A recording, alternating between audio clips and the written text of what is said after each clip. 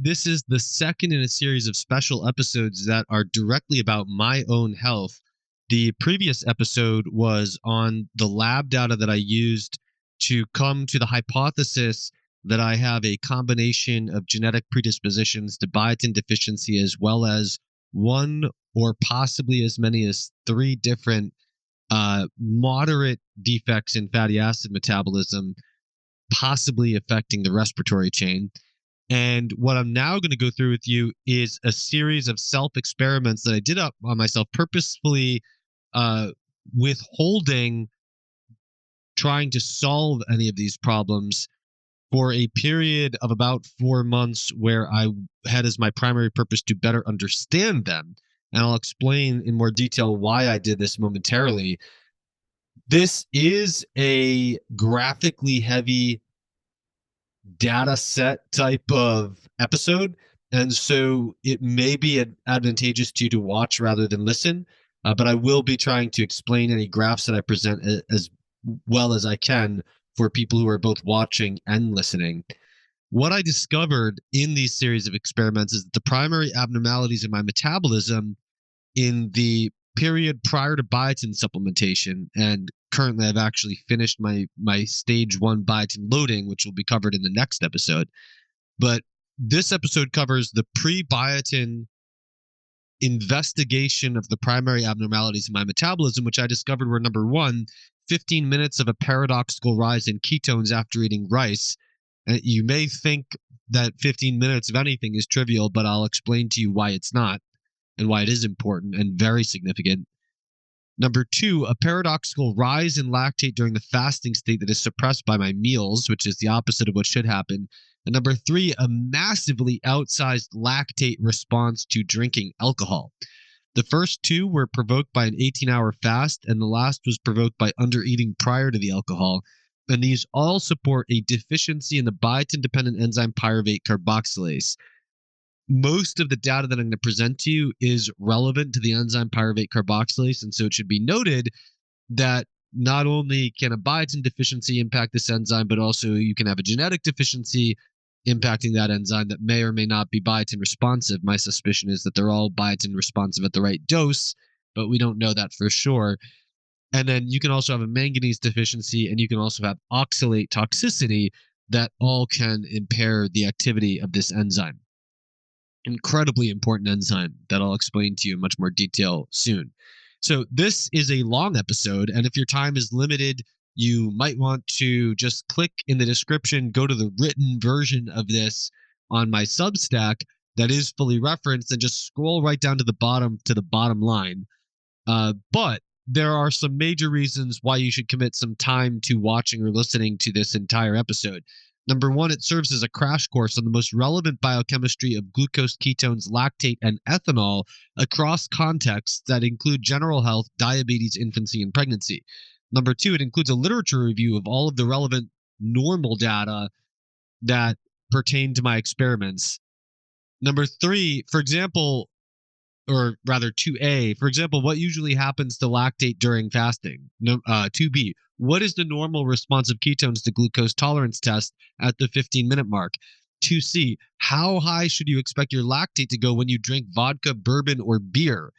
I go through the normal data on all of these. Next, I have laid out a model of self-experimentation that you can borrow from for your own experiments. I do think that, one of my primary reasons I'm sharing all of this is that I hope that it proves to have useful insights to other people who are going through their own health journey. And then finally, there's a bunch of thought-provoking nuggets in here. So, for example, is it possible that 2 pounds of extra body fat prevents peripheral neuropathy in me and perhaps others? 2 pounds of body fat may seem trivial to you, but I will make the case why in my case and perhaps some other cases it is not at all trivial, and it is preventative of peripheral neuropathy, even though everyone's always talking about getting your weight down to the right weight, and no one's talking about getting it up to the weight that prevents neurological problems. Another nugget: has your fasting glucose gone up on low carb? See why mine went down after doing 25 glucose tolerance tests on myself, which I do not recommend you do at home.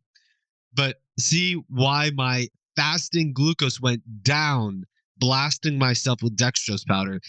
And then finally, not finally, just in the teasers, finally, learn why I can fast my way to a glucose of 70 or can eat my way to a glucose of 70. That's milligrams per deciliter, not millimoles per liter.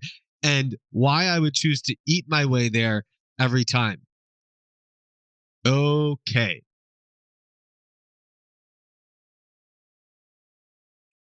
All right. With that said, let's just head straight into the full episode. Before we get going, I just want to let you know that I have a free gift for you. That is my MTHFR Protocol, a 7-page quick guide to optimizing and personalizing your methylation status using foods and supplements. My MTHFR Protocol is free to anyone who subscribes to my Substack, whether free or paid. Use chrismasterjohnphd.com/MTHFR or use the first link in the description. Enter your email, click subscribe, and you will immediately get a welcome email in your inbox that contains my MTHFR protocol as a downloadable PDF.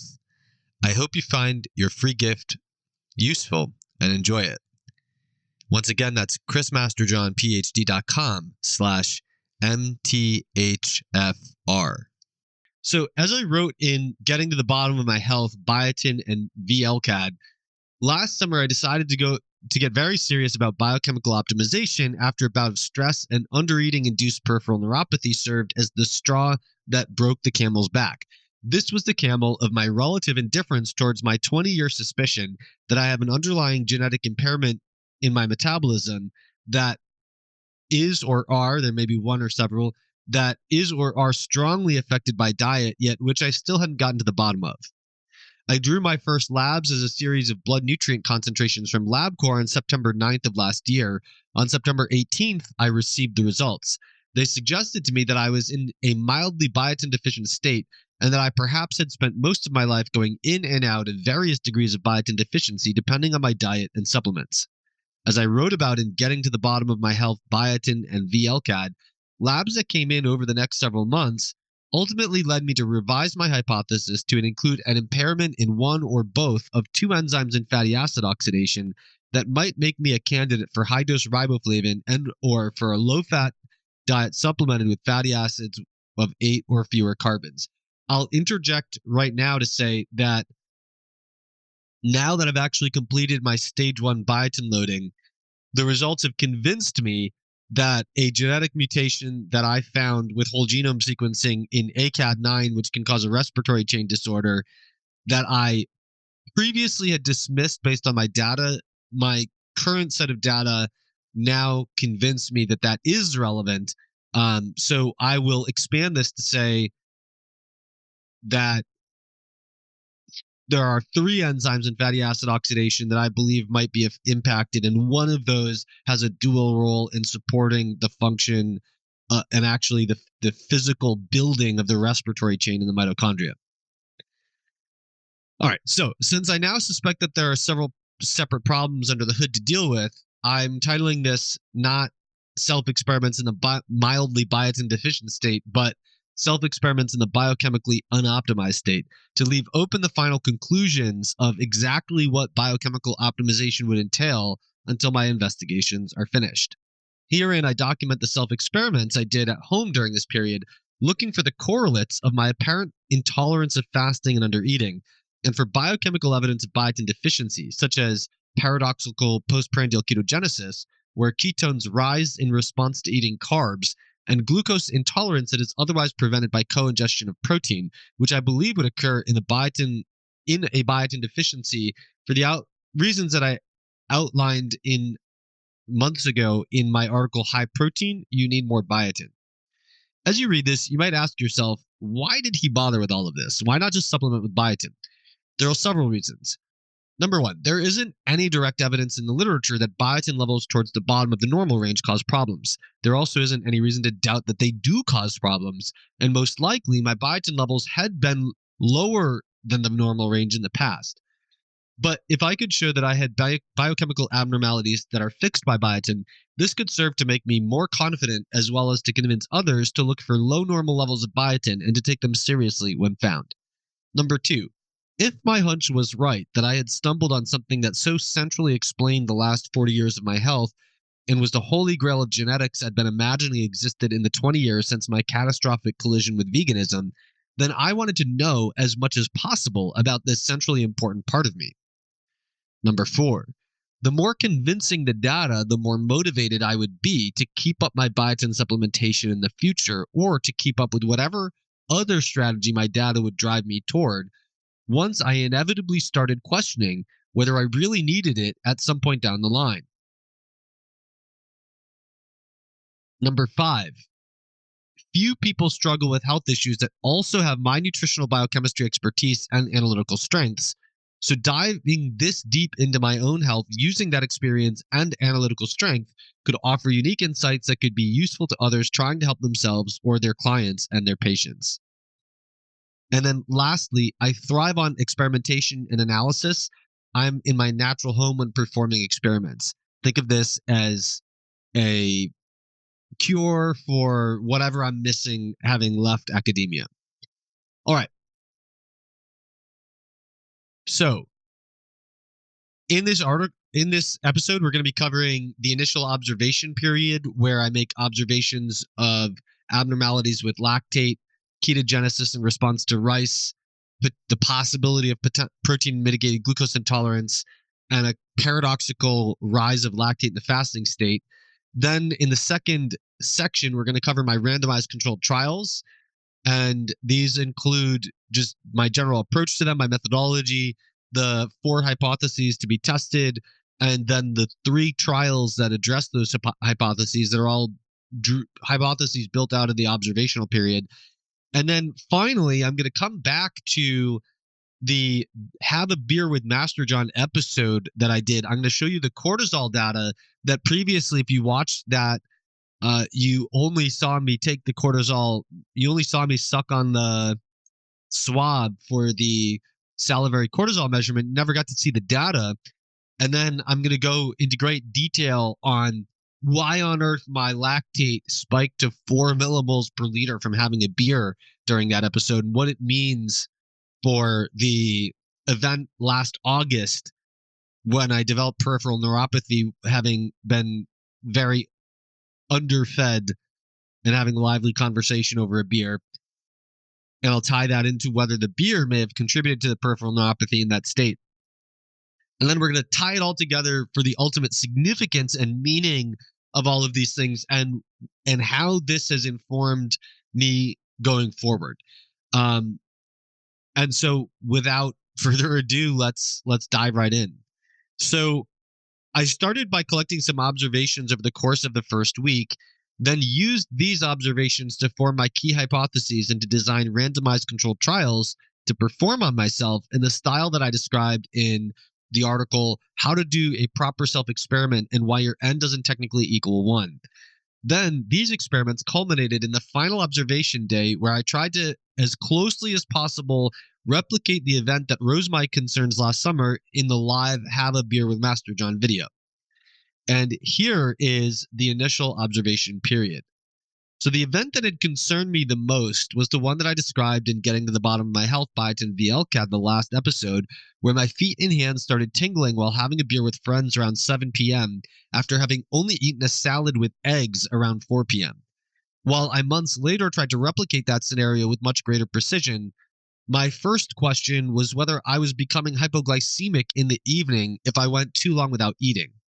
And I'll just say now, one of the main take-home lessons of all these 4 months of experiments was that I had in my mind the idea that the stuff that happens to me when I have not eaten recently and I've been undereating that is reversed by eating. I had in my mind that this was hypoglycemia, and I cannot stress how utterly irrelevant my blood sugar was to how I felt under any circumstance. And this has made me an absolute opponent of ever judging my blood sugar by how I feel, and a very strong opponent of anyone else ever judging their blood sugar by how they feel. If you are judging your blood sugar by how you feel, you are likely creating a massive amount of BS that is leading to total confusion in your mind. That might not be the case if you have taken the data to see your blood sugar when you feel that way. But if you have not, I would say there is at least a 50% chance that you are completely misleading yourself. Okay, like I was. All right, so on Monday, September 24th, I waited 5 hours after my lunch until 7:21 p.m. and then I checked my glucose. Since I had a Keto Mojo, which measures both glucose and ketones, I measured both. My glucose was 85 milligrams per deciliter, about as normal as you could get, and my ketones were 0.8 millimoles per liter, kind of high for not purposefully being on a ketogenic diet. Then I measured my urine pH, which is 5.0. My urine was much more acidic than it should have been. 6.4 to 6.8 would be ideal. And my ketones seemed rather high for not intentionally being on a ketogenic diet. All right, what's with the lactate? However, I then realized that since I had a lactate meter to monitor my zone 2 workouts, I could measure my lactate as well. This would allow me to see whether ketones or lactate could better explain why my urine was so acidic.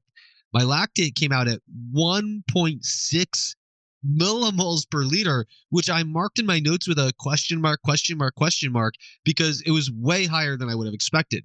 This lactate measurement seemed insane. In my article, Adventures in Zone 2 Cardio Training Part 1, I covered Part 2's not out yet because these experiments interrupted as being more important. I covered my previous lactate measurements. My baseline lactate was always 0.5 to 0.9, most commonly 0.7 millimoles per liter. 1.6 was right in the middle of the range I was shooting for as an endpoint to know that I was in zone 2, which was between 1.5 and 1.7 millimoles per liter. So all this hullabaloo I was making out of driving my lactate up to 1.5 to 1.7 millimoles per liter for an hour using exercise could be achieved simply by undereating into the evening?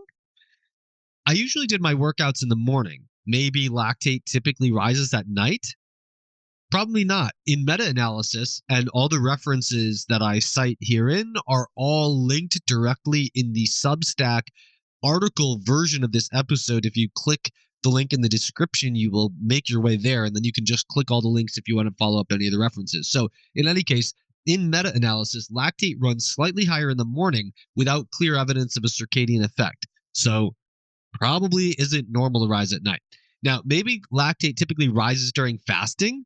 That seemed nearly impossible to me since it's a product of glucose metabolism and glucose availability is higher after eating. Perusing PubMed quickly showed that what seemed obvious was true across almost any context. So let me show you some of that data. If you are watching, you will be able to see the data. And if you're listening, I will try my best to describe it for you. So, for example, this is the lactate response to a standardized mixed meal with cod for protein on the left or beef for protein on the right, before in the dotted lines and after in the solid lines for weeks of consuming that protein source habitually. And the simple answer is you start out at a baseline and you eat, and 30 to 60 minutes later, your lactate has risen, and then it takes a while to go back down. It looks sort of like your blood glucose would. It just goes up and then it goes down because lactate goes up when you eat, and that includes in a mixed meal. Now, the next graph that I have is lactate during Ramadan, when Muslims fast until sundown. Which may or may not be as long as a fast as it sounds, depending on whether they are waking up right before sunrise to eat and last themselves through the day. But in any case, these lactate measurements are taken 2 hours apart before and after the evening meal at the beginning of Ramadan. So the third and fourth are the same, but it's at the end of Ramadan. And then the fifth is morning fasting lactate after Ramadan is over. And so what basically one and 3 are in the evening after fasting all day. 5 is the normal fasting value, and 2 and 4 are the post meal value in the evening. And so what you can see is that after a extended day fast, 1 and 3 is the lowest value. soon after eating, 2 and 4 are the highest values. And a normal morning fasting lactate is right in the middle of those, number 5. And so that what that tells you is that when you're fasting, your lactate is low. When you're eating, your lactate is high. And if you fast for an extended period of time, your lactate is even lower than it would be during a morning fast. So not normal to fast your way to a zone 2 cardiolactate. The next graph I have for you is lactate after after 12, 36, and 72 hours of complete fasting. And so in these, what you have is we're seeing 3 triplets of bars, and those bars represent the first in each set is the whole group, and then it's split between men and women. And then the first set of bars is a 12-hour fast. The second set of bars is a 36-hour fast, and the third set of bars is a 72-hour fast, so a 3-day fast. And what you can see basically is that, first of all, none of this is statistically significant. Second of all, this is all in the range of 0.5 to 0.6 millimoles per liter. So if the conclusion from this is an extended fast for 72 hours basically does nothing to your lactate. Now, if you're visualizing this, the scale makes it as easy as possible almost to see any of the little differences, because it only goes up to 0.8 millimoles per liter here. That's not true. If you start the y-axis at 0.4, it would be really maximizing the differences. But what you can see is maybe you get this tiny spike in some people after 36 hours of fasting, but it's a spike from 0.5 to 0.6. And so the fact that this is and then it seems to consolidate, right? So it seems like there's some variability where some people get a little up and down or something after a 36-hour fast. I wasn't fasting for 36 hours. I was fasting for 5 hours since my underfed lunch, basically. But the movement is, but this is both not statistically significant and the effect size is trivial. You're in the 0.5 to 0.6 range, right? So maybe physiologically something under the hood is kind of increasing by 0.1 millimoles per liter after a 36-hour fast that then is sort of consolidating to a midpoint after a 72-hour fast. But it's extremely trivial. And it's, I think every review that cites this study cites it as there's no change in lactate with extended fasting. I think that's a fair way to summarize it, even though you could nitpick at maybe there's some real trivial differences going on. All right. So to summarize this, lactate goes up when you eat pretty much whatever you eat. Lactate goes down when you fast until the evening. So this is, along the lines of an 18-hour fast. Although, again, we don't know that these people were necessarily fasting, but this is more or less what they were supposed to be doing. And it goes up. It goes up when you eat. And if you fast for a very long period into the second and third day, maybe it doesn't keep going down. And if it does go anywhere, it's a trivial difference in the up direction that does not at all explain my results. Okay, so it is not normal for lactate to go up in the fasting state. All right, so I went back to my spreadsheet of zone 2 workouts and I discovered an anomaly. So number one, most of my fasting workouts were done in the morning and they all had resting lactates of 0.7 to 0.9. Number two, my lowest resting lactate was 0.5 on a day where I did not do my workout in the morning like I usually did in the fasting state. Rather, I went to do a ton of lab testing. I had 60 to 70 milliliters of fasting blood drawn, and I ate breakfast after that, and then I did my workout at 2:19 p.m. So my baseline lactate at 2:19 p.m. after I had eaten breakfast went down to 0.5 compared to my morning lactate in the fasting state.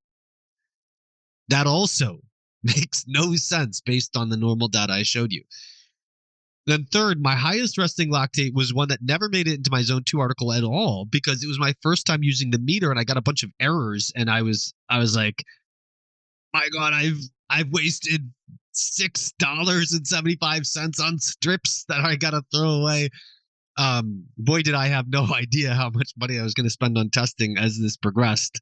But anyway, while I, while I was trying to take the measurements during exercise, I got all these errors. I decided I didn't know how to use the meter and I couldn't do the testing.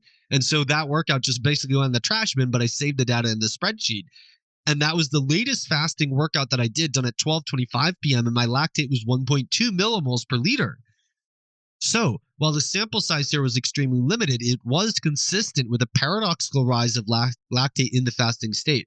My lowest resting lactate reading was after eating breakfast, paradoxical suppression of lactate by meals, and my highest was in the when fasting into the afternoon, paradoxical rise of lactate with extended fasting throughout the first day. Both the opposite of what should happen. So the trend wasn't perfect. My second latest fasting workout was also done after the clock struck noon, and the lactate was only 0.9, but even that was at the top of my normal range. Also, I had a couple drinks and went to bed late the night before the 1.2 measurement, but I did not have drinks and I slept well the night before the 0.9 measurement. So the 1.2 measurement may have resulted from the combination of fasting until noon and having other stressors on my metabolism the night before. In other words, my normal fasting lactate at this time might have been 0.7, but it could have been suppressed to 0.5 by eating, and fasting until after the clock struck noon would add 0.2 to 0.3 points, while having drinks the night before and getting poor sleep could do the same. So zero point 0.7 plus zero point 0.2 from fasting until noon gives you 0.9, and then add on top of that drinks and poor sleep gets it up to 1.2. And so drinks and poor sleep is normal to rise lactate, but fasting is not normal to rise lactate, and eating is not normal to suppress lactate. So I open up my copy of Inherited Metabolic Diseases by Sotobre, edited by Sotobre and others, and I reread the chapter on genetic defects in the biotin-dependent enzyme pyruvate carboxylase. I had remembered from this chapter that pyruvate carboxylase deficiency causes paradoxical postprandial ketogenesis, which is a rise in ketones in response to carbohydrate, but I couldn't remember what it did to lactate in the fasting and postprandial states. And that's where I found this sentence. Quote, typically, blood lactate increases in the fasting state and decreases after ingestion of carbohydrate. End quote. Thus, a deficiency of the biotin-dependent enzyme pyruvate carboxylase and the manganese-dependent enzyme and the oxalate-poisoned enzyme pyruvate carboxylase causes a paradoxical rise in fasting lactate and a paradoxical postprandial suppression of lactate. Why? Because pyruvate carboxylase is needed to make oxaloacetate, which is converted to aspartate with the help of vitamin B6. Aspartate is needed for the malate aspartate shuttle, which transports electrons from NADH in the cytosol to NADH in the mitochondrion. The cytosol is the main compartment of the cell and is where glycolysis, the breakdown of glucose, takes place, while the mitochondrion is a specialized structure often dubbed the powerhouse of the cell. It is in the mitochondrion where the respiratory chain uses oxygen from the air that we breathe to make ATP the basic energy currency of the cell. This is fueled by electrons taken from food in such processes as glycolysis, carried by such molecules as NADH. An intuitive way to think about this is to see NADH as a bus. NAD plus is the empty bus, and the bus carries electrons as its passengers.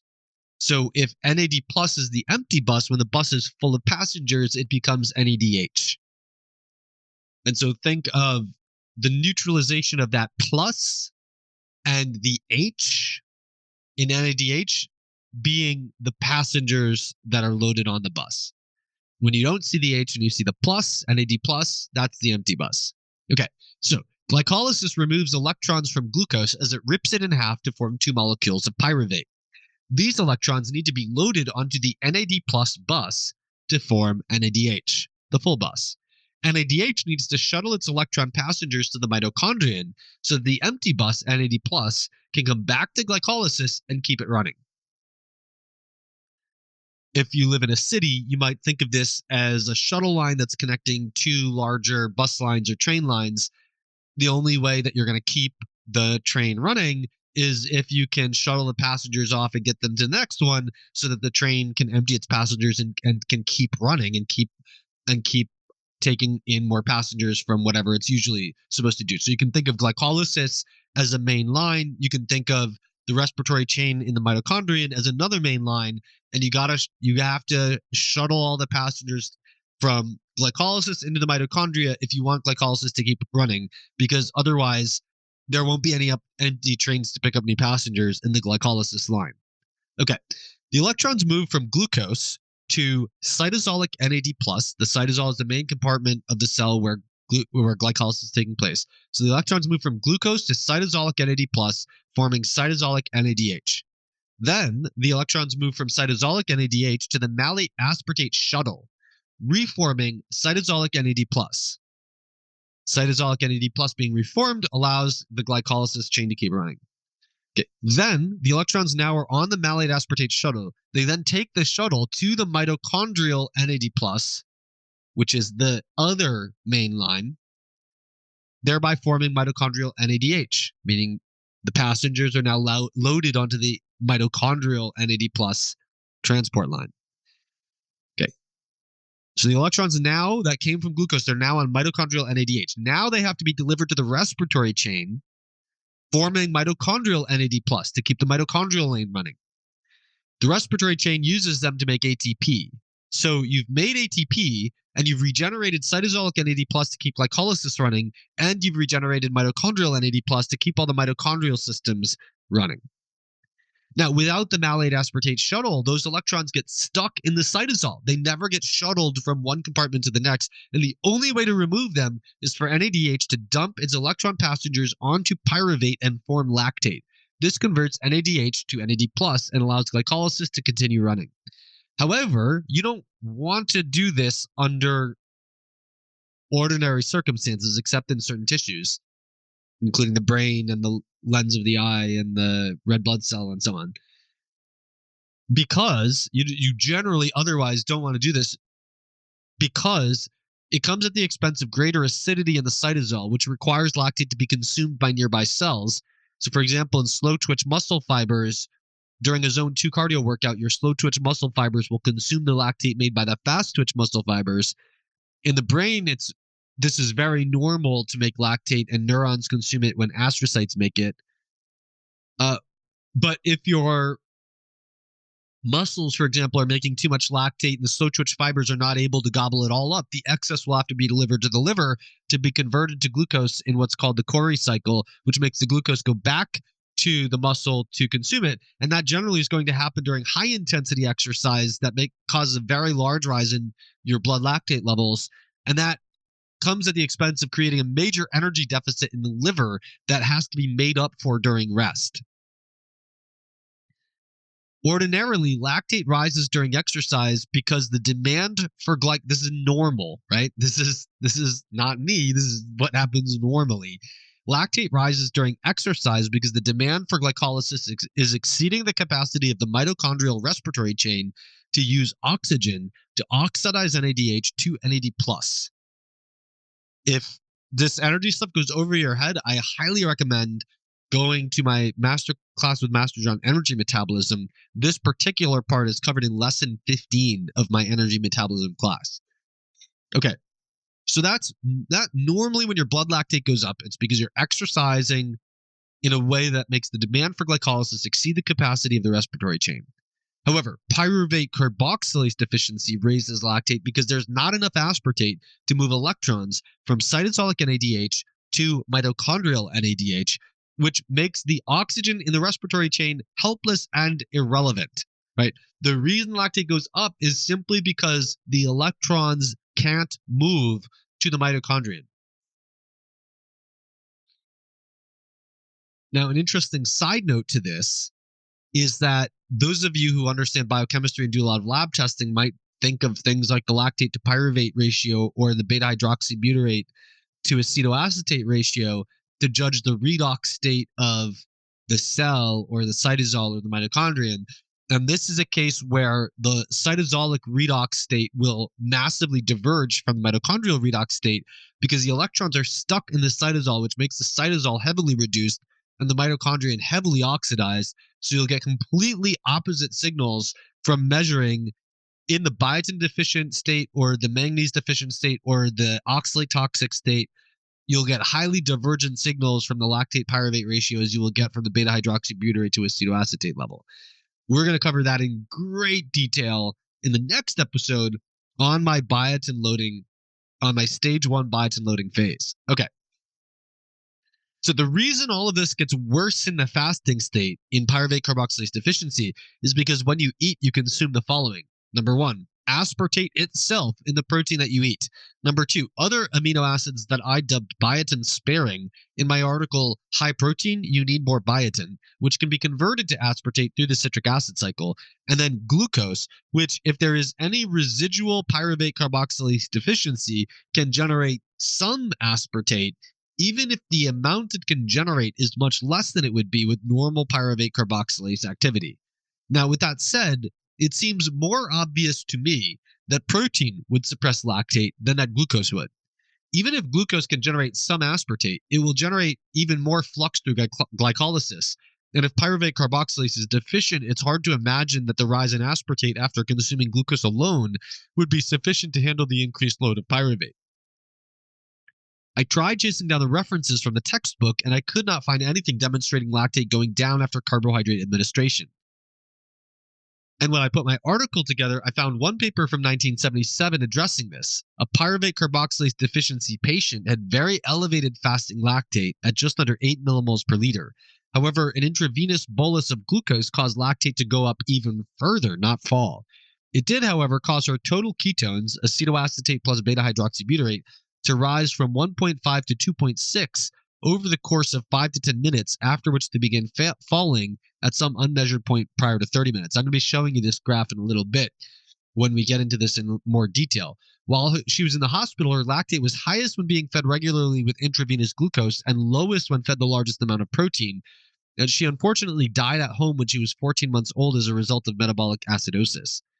So I, from this, believe that my biochemical reasoning that I just gave you is better supported than the statement from the textbook that pyruvate carboxylase deficiency can cause lactate to rise in the fasting state because the protein needed to provide an alternative source of aspartate is depleted. But I have to temper this by realizing that many of the statements in that book are drawn from the clinical experience of people that have been treating these patients for decades, and they may have many experiences that were never written up in a case report. But if it is not documented in the case report literature, as far as I've found, I'm inclined to suspect that it could be, not that it is, but that it could be derived from poorly controlled observations where a rise in fasting lactate and a paradoxical post-meal suppression of lactate could have been wrongly taken to implicate that the carbohydrate suppressed the lactate when the correct conclusion was that the protein suppressed it. However, I will show you upcoming in my randomized controlled trials that I have some evidence that under some circumstances, carbohydrate may play some role in suppressing my lactate, supporting the statement in the textbook, but I think it's rather nuanced in me in that carbohydrate has some suppressive power under the right conditions of the right length of fasting, but that a mixed meal that includes protein is much better at suppressing my lactate.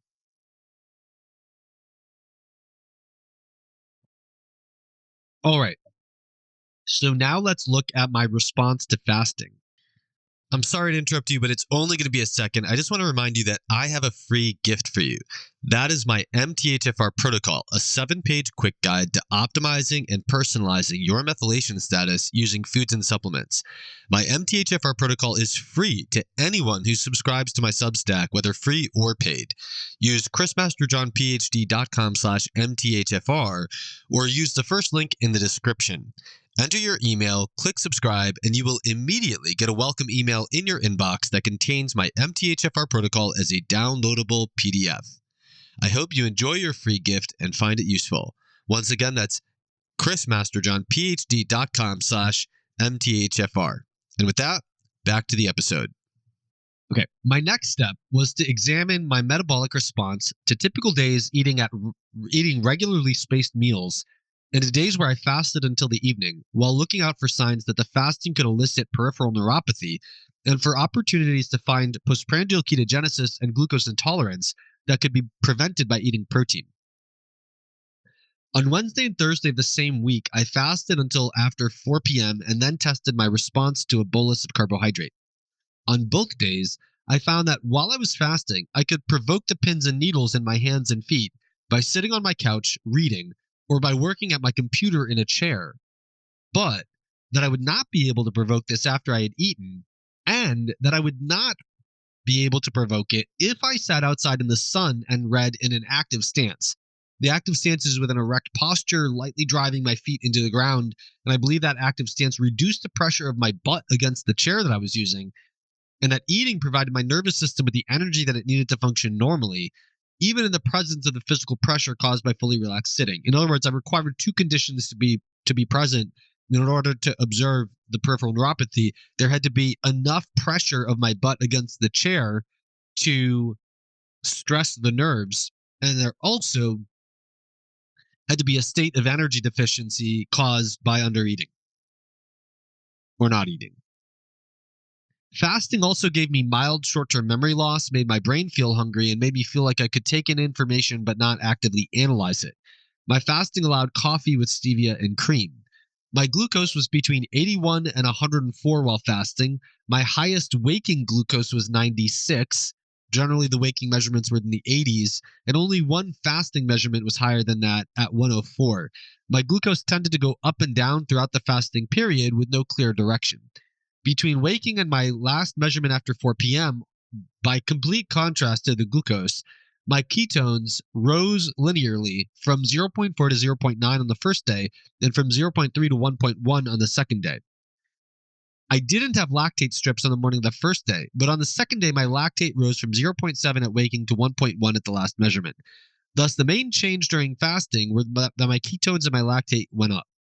My ketones seemed higher than I would expect for not being on an intentionally ketogenic diet, but that ketones go up during fasting is totally normal, while the rise in lactate during fasting is abnormal. In other words, I'm not saying that the rise in lactate was more than it should have been. I'm saying that it's not normal for the lactate to go up during fasting instead of down over the course of one day. Paradoxical postprandial ketogenesis. Since most people are unaware of the concept of paradoxical postprandial ketogenesis, it deserves an introduction here. Okay, so pyruvate carboxylase deficiency causes ketones to abnormally rise in all conditions, including that of a high carbohydrate diet, and causes ketones to rise after eating carbohydrate, which is the opposite of what should normally happen. Since it is the opposite of normal, it's called paradoxical, and thus pyruvate carboxylase deficiency is said to cause paradoxical postprandial ketogenesis. Now, let me see if I can bring up a graph from my energy metabolism class here. So,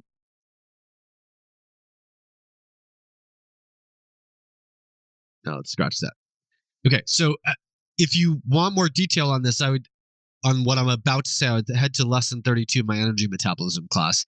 But as I explained there, the one single universal and only proximate cause of ketogenesis is a rise in the ratio of acetyl-CoA to oxaloacetate. Acetyl-CoA is what you get when you break down glucose, fatty acids, and many amino acids for energy. And oxalate is what you need to continue breaking down acetyl-CoA for energy in the citric acid cycle. Without oxaloacetate, acetyl-CoA condenses with itself to initiate the synthesis of ketone bodies.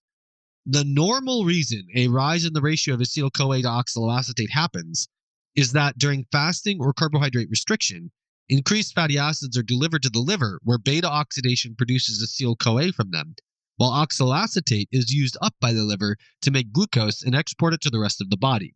Thus, the hepatic ratio of acetyl-CoA to oxaloacetate shoots through the roof. The acetyl-CoA has no oxaloacetate to enable it to enter the citric acid cycle, so it instead forms ketone bodies. The roles of hormones such as insulin and glucagon are simply to communicate between tissues the supply of substrates and to facilitate the above processes under conditions of low glucose. In pyruvate carboxylase deficiency, the synthesis of oxaloacetate is compromised under all conditions, so ketones rise under all conditions.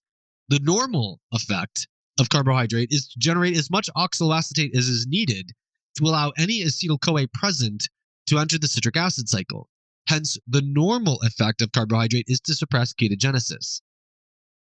In pyruvate carboxylase deficiency, when glucose is provided on its own, it generates acetyl-CoA through pyruvate dehydrogenase, which is covered in lesson 13 of my energy metabolism class. But it cannot generate oxaloacetate. Hence, the ratio of acetyl-CoA to oxaloacetate rises even above the fasting state, and ketogenesis, paradoxically, increases. According to the Sauterbrey textbook, there are 3 types of pyruvate carboxylase deficiency of different severities. These are genetic defects. The most severe type is called the French phenotype and is the one that most commonly demonstrates paradoxical postprandial ketogenesis. It usually leads to death soon after birth from lactic acidosis, or at least by the age of 5 months from a respiratory infection. The less severe type, the North American phenotype, causes acute illness starting at 2 to 5 months, leads to severe mental retardation and seizures, and generally causes death at some point during infancy. The third and, quote, more benign, end quote, of these 3 types, you'll see in a minute why I'm laughing at calling it benign, is characterized by acute episodes of lactic acidosis and ketoacidosis, but does not lead to death. The consequences, or at least it does not irrevocably lead to infant death. The consequences are variable across different individuals and are mostly intermittent and episodic. So not any individual has every single one of these symptoms, but these are the most common, and different individuals will exhibit different selected symptoms and signs from among what I'm listing here. And they are not constant, they are intermittent and episodic. So they include problems with muscle tone, gait abnormalities, trouble speaking, seizures, and transient paralysis of one half of the body. And sometimes they include subcortical leukodystrophy, which is a defect in myelination that can manifest in various ways, including hearing loss, loss of muscle coordination, and adult onset intellectual decline. So smart person get dumb over time. Okay. So as an aside, the assumption that the first, and by the way, imagine trying to not ever confuse that with aging. Adult onset intellectual decline. All right. As an aside, the assumption that the first 2 types of this genetic disorder are a death sentence is based on early case reports where 10 to 20 milligrams of biotin did nothing to help. As I documented in why when high-dose biotin is truly needed, the fact that 1.2 grams of biotin per day can rescue the quote-unquote lethal and quote-unquote biotin non-responsive L216R mutation in hollow carboxylase synthetase, the enzyme that adds biotin to all biotin-dependent enzymes, including pyruvate carboxylase, calls into question whether the pyruvate carboxylase mutations are actually intrinsically lethal or whether no one ever tried using a high enough dose of biotin. And as an aside on this aside, I'm thinking about this, how everyone is an individual, right? And you would think that the specialists who are at the epicenter of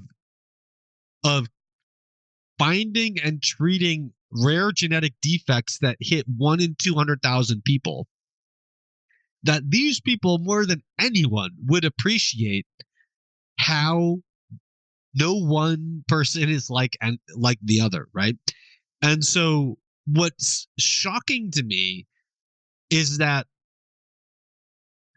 once it was shown that 5 to 10 milligrams of biotin could treat any of these disorders, it became the standard of care for these rare disorders impacting 1 in 100,000 to 200,000 people to give them 5 to 10 milligrams of biotin, or maybe more, like 20 milligrams in certain select cases, not usually.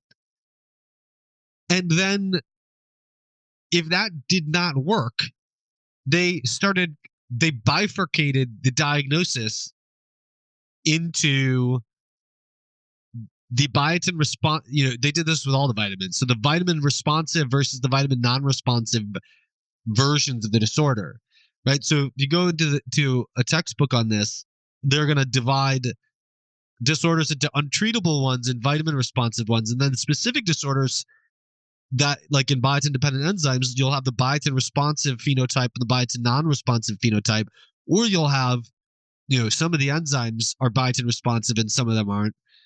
But this is all based on the fact that the first case report used dose circa 10 milligrams, and therefore everyone took the standard of care in these disorders as try 10 or 5, 10, 20 milligrams to see if it's biotin responsive, and therefore if it didn't work they called it biotin non-responsive. And then decades went by, and then someone was like, ho hum, maybe this isn't a death sentence if I 1000x the dose.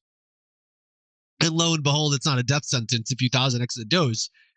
And so what seems like just mind-blowingly tragic to me is that the central lesson in discovering disorders that impact 1 in 100,000 to 200,000 people should have been that let's not assume anything about this person if their metabolism is so different from everyone else's, but instead they sort of assume, well, this must fit the pattern that we've identified in the previous 2 people in the world that we identified with this disorder, and so let's just do this quick diagnostic test to see if they fall in the responsive camp or the irretrievably lethal, let's give them hydration therapy until their final episode of acidosis that kills them off camp.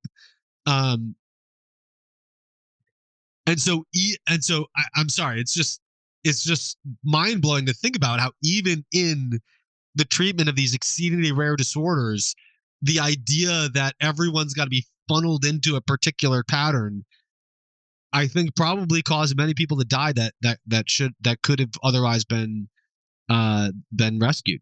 But anyway, back from my aside on my aside. So if it is true that postprandial ketogenesis is typically seen in the most severe type, then I should not expect to see it in myself, since I obviously have not died soon after birth. However, for those of you watching, I'm going to show you the graph from the 1977 case report. That case report that I mentioned earlier of the 1977 baby with the pyruvate carboxylase deficiency, she seems to be a North American phenotype, which is the intermediate phenotype, the one that doesn't kill you until you're like 1 year old. And I based that on the fact that she was born in Missouri, so she's from North America. Her serious health issues had an onset between 3 and 5 months, and she didn't die until she was 14 months old, both of which are consistent with the North American phenotype. And at approximately 1 year old, she was given an intravenous bolus of glucose that increased her total ketones from 1.5 to 2.6 millimoles per liter at the 5 and 10 minute marks. Now, if you're looking at this graph, ignore the line on the top. That's the so-called control, but this control was he was in the hospital to be investigated for his abnormally high ketones, and they didn't identify the cause of this. So he's not an actual control. So we're just looking at the line on the bottom that represents the baby in the case report. And this is beta hydroxybutyrate plus acetoacetate. If you're measuring your ketones at home, you're just measuring beta hydroxybutyrate. You're not looking at acetoacetate. In pyruvate carboxylase deficiency, you're generally going to have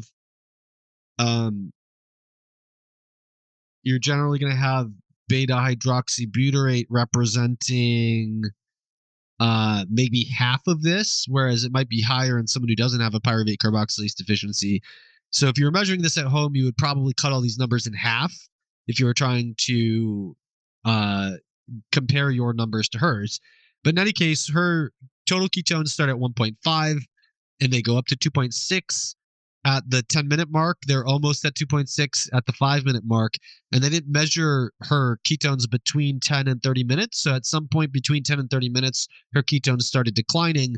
At 30 minutes, although, even at 30 minutes, they're not lower than at baseline. And it took her till 60 minutes to achieve ketones that were lower than baseline. So the lesson that I take from this is that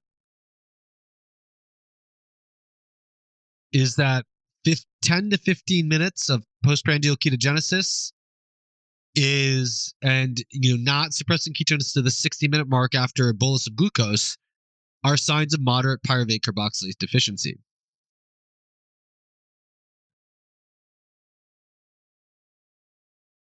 Now, is this short-lived rise in ketones normal? I don't think so. And so I'm gonna show you a bunch of data now suggesting that it's not at all normal.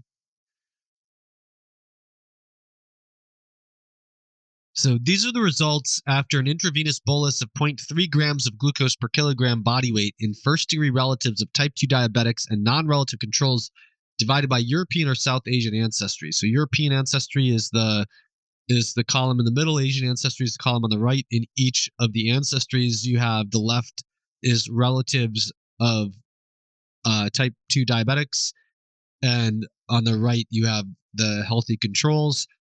The relatives have not been diagnosed with anything, but presumably they are of sort of have a higher probability of having a genetic predisposition to diabetes, and perhaps are more likely to be on the path there than the controls. The bottom here is where we see beta hydroxybutyrate. 3-hydroxybutyrate is just a different name for it. This is micromoles per milliliter. This is micromoles per liter instead of millimoles per liter. And so the numbers look bigger than they would be. But that's not what's important. What's important is just the change. So we have 0 minutes, 4 minutes, 10 minutes, 30, and 60 minutes. If you look at any of these, you go 30, 26, 26, going, not really moving, but if you have to put a direction on it, you say it's going down. 53, 51, 46, not really moving, but if you had to put a direction on it, you'd say it's going down. In the Asians, it's a little bit more nuanced, and so in the controls, you have 35 goes up to 39, and it goes down to 27. So it is suppressed by 10 minutes, but not at 4 minutes. And then the only people for whom that's different are the Asians who are first-degree relatives of type 2 diabetics, where you're at 147 and you go down to 120 at 4 minutes, and then you go back up to 156 at 10 minutes. But all these people have their ketones clearly suppressed at the 30-minute mark, unlike that baby. But also the big lesson here is that these differences are not statistically significant. So these the markers on here are for statistical significance between Asian relatives and Asian controls. So there's no statistical difference in the 0 minute versus 4 versus 10 minute ketone levels. And the differences are obviously trivial, right? So even if we cherry picked the Asian relatives, South Asian, if you look at the text, they're South Asians. They just put Asian in the header. But if you look at the South Asian first-degree relatives of control of diabetics, 0.147 to 0.156 is a 0.01 rise in ketones at the 10-minute mark. That is then clearly abolished at the 30-minute mark. You have to cherry pick that to say that that's normal, and it's also extremely tiny. Not only is it extremely tiny compared to what we saw in that baby, but it's extremely tiny just compared to the range, right? So if you look these in the parentheses, you have the ranges. The tops of every single group's range: 103, 150, 103 versus 114, 158 versus 161, 165 versus 187, 49 versus 57. Every single top of the range is lower at the 10-minute mark than the 0 mark. So the main lesson from this is that nothing normally happens to ketones at the 4 and 10-minute marks in normal metabolism people. They just don't go anywhere. But if you had to sort of overinterpret this, how would you overinterpret it? It's that the tendency is to go down at the 4 and 10-minute mark, not up. Okay, so now in men and women with type 1 diabetes, both after a 12-hour fast and after a 36-hour fast, so 12-hour fast is on the bottom, 36-hour fast on the top, um, these ketone levels are higher, as you would expect, after the 36-hour fast. And they're not really going down at the 15-minute mark, but they clearly are going, if you had to pick up or down, they're going down at the 10-minute mark. So you would not be able to show that with robust stats.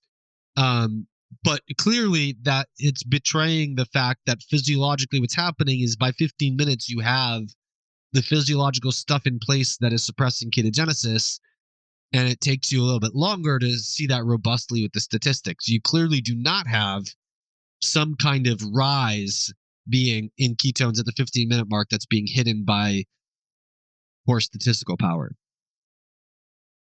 In a separate study that didn't give a graph, they compared two different types of basal insulin administered at 30 minutes prior to a 75-gram glucose tolerance test. And at the 15-minute mark, beta-hydroxybutyrate declined from 0.16 to 0.08 in one group, so cut in half, and to 0.10, so a little bit less than cut in half in the other group. So, even in insulin, even in diabetics, as long as they're not untreated type 1 diabetics, the tendency is, if anything, the ketones go down at the 15-minute mark. Now, this next graph here is confounded by the inclusion of protein in one but not the other drinks. But in all of the drinks, acetaminophen and lactulose. But nevertheless, 15 minutes after pre-diabetic men and women consume 50 grams of maltodextrin, their beta-hydroxybutyrate slightly declined, regardless of which drink they had. So this is the 15-minute mark. This is the baseline. You're starting at 1 millimoles beta-hydroxybutyrate, and you're at 15 minutes, you're going down in every group. And the differences aren't statistically significant, but they're pretty obviously going down. And they go down, more in some groups than others, but that's not the point. It's just no one's going up, they're going down. Okay, now, here is a study that compared a 75-gram glucose tolerance test with and without exogenous ketones in overweight and obese men and women. The very high beta-hydroxybutyrate, which is the top line here, in the exogenous ketone arm dwarfs the results from the control arm and makes them very hard to read. However, if you squint very closely at the bottom line in this graph, it looks like this line is, this baseline values is slightly higher than this 15-minute mark value. Excuse me, the minus 30 and the 0 mark are both slightly higher than the 15-minute mark. I'm not going to try to claim that's statistically significant, or would be if they did any analysis on it, but it's, if you had to pick up or down from that graph, it's going down. Now, on the other hand, I have two studies suggesting that in pregnancy and infancy, sometimes postprandial ketogenesis is found, paradoxical postprandial ketogenesis, and I can tie this into my biotin hypothesis. So this graph is pregnant and recently pregnant women given 0.5 grams per kilogram body weight glucose intravenously. And this is 7 to 44 weeks postpartum. Sorry, pregnant, recently pregnant is the whole study. This graph is 7 to 44 weeks postpartum. And it's separated between those who were likely pre-diabetic and those who had healthy glucose metabolism based on repeated glucose tolerance testings. And this was in 1975. It was not until 1979 that there were any official criteria for diagnosing pre-diabetics. So in the top line, they're saying these women were, quote, postulated to consist mainly of pre-diabetic individuals. But people were disagreeing at that point on how do you tell whether someone's on the path to diabetes. And in this particular case, it was that they had a defective insulin response during the glucose tolerance test. And so, of course, their glucose went up higher, but it was because their insulin levels didn't rise enough. And what you see is that in both these groups, to some degree, if you had to say whether the ketones go up or down in the 5 and 10 minute marks, you would say they seem to go up. But this is extremely small and even relative to the ranges in the metabolically healthy women.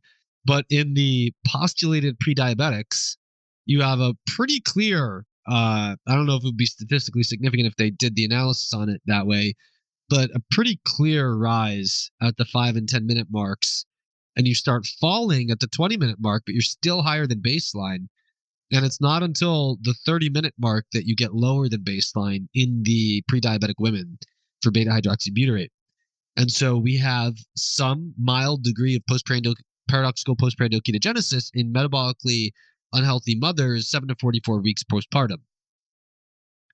Now, this next graph is a little confusing, but it represents the change from baseline at the 20-minute mark. So notice that the primary increase is the 5 and 10-minute mark, not the 20-minute mark. But this is simplifying the data, and we're only able to see the rise at 20 minutes. And one of the things that's confusing is that over time you want to start at the second set. So the second, third, and fourth sets of data are the first, second, and third trimester. The dotted lines are the metabolically unhealthy mothers. The solid lines are the metabolically healthy mothers. The first set of data is 7 to 44 weeks postpartum. So if you trace it from the second set of data onward, you see that it's the metabolically unhealthy mothers that start in the first trimester with this postprandial this rise in ketones in response to carbs at 20 minutes. Whereas the metabolically healthy mothers, they just have they go down from baseline at the 20-minute mark in the first trimester. However, in the second trimester, they start to meet each other in the middle, and they're both kind of rising a little tiny bit at the 20-minute mark. And in the third trimester, they both degenerate into having the highest degree of postprandial ketogenesis, paradoxical postprandial ketogenesis 20 minutes after a glucose bolus. Both groups, the metabolically unhealthy mothers are worse than the metabolically healthy mothers, but they're both demonstrating that trend. And the third trimester looks worse for both of them than 7 to 44 weeks postpartum. And the metabolically healthy mothers in the third trimester are worse off than the metabolically unhealthy mothers 7 to 44 weeks postpartum. So the third trimester is the worst for everyone. It impacts everyone. And look, what you can postulate, there's some metabolically unhealthy whatever in like their dysregulated insulin or whatever, but there's something about the third trimester of pregnancy that clearly dwarfs and just takes massive precedence over whether the mother is metabolically healthy or unhealthy according to her glucose tolerance test. Right? So third trimester pregnancy shows how in the end we're all equal if the end is defined as the third trimester of pregnancy, and if equal is defined as exhibiting this key diagnostic for moderate pyruvate carboxylase deficiency. Okay. So now we have the babies. And so the babies born to the metabolically unhealthy mothers are on the top. The babies, excuse me, no, that's false. The babies born to the metabolically healthy mothers are on the top. The babies born to the metabolically unhealthy mothers are on the bottom. The biggest difference you see is that the beta hydroxybutyrate levels are near 0.5 in the healthy babies, or the babies born to healthy mothers, and they're under 0.2 in the babies born to the metabolically challenged mothers.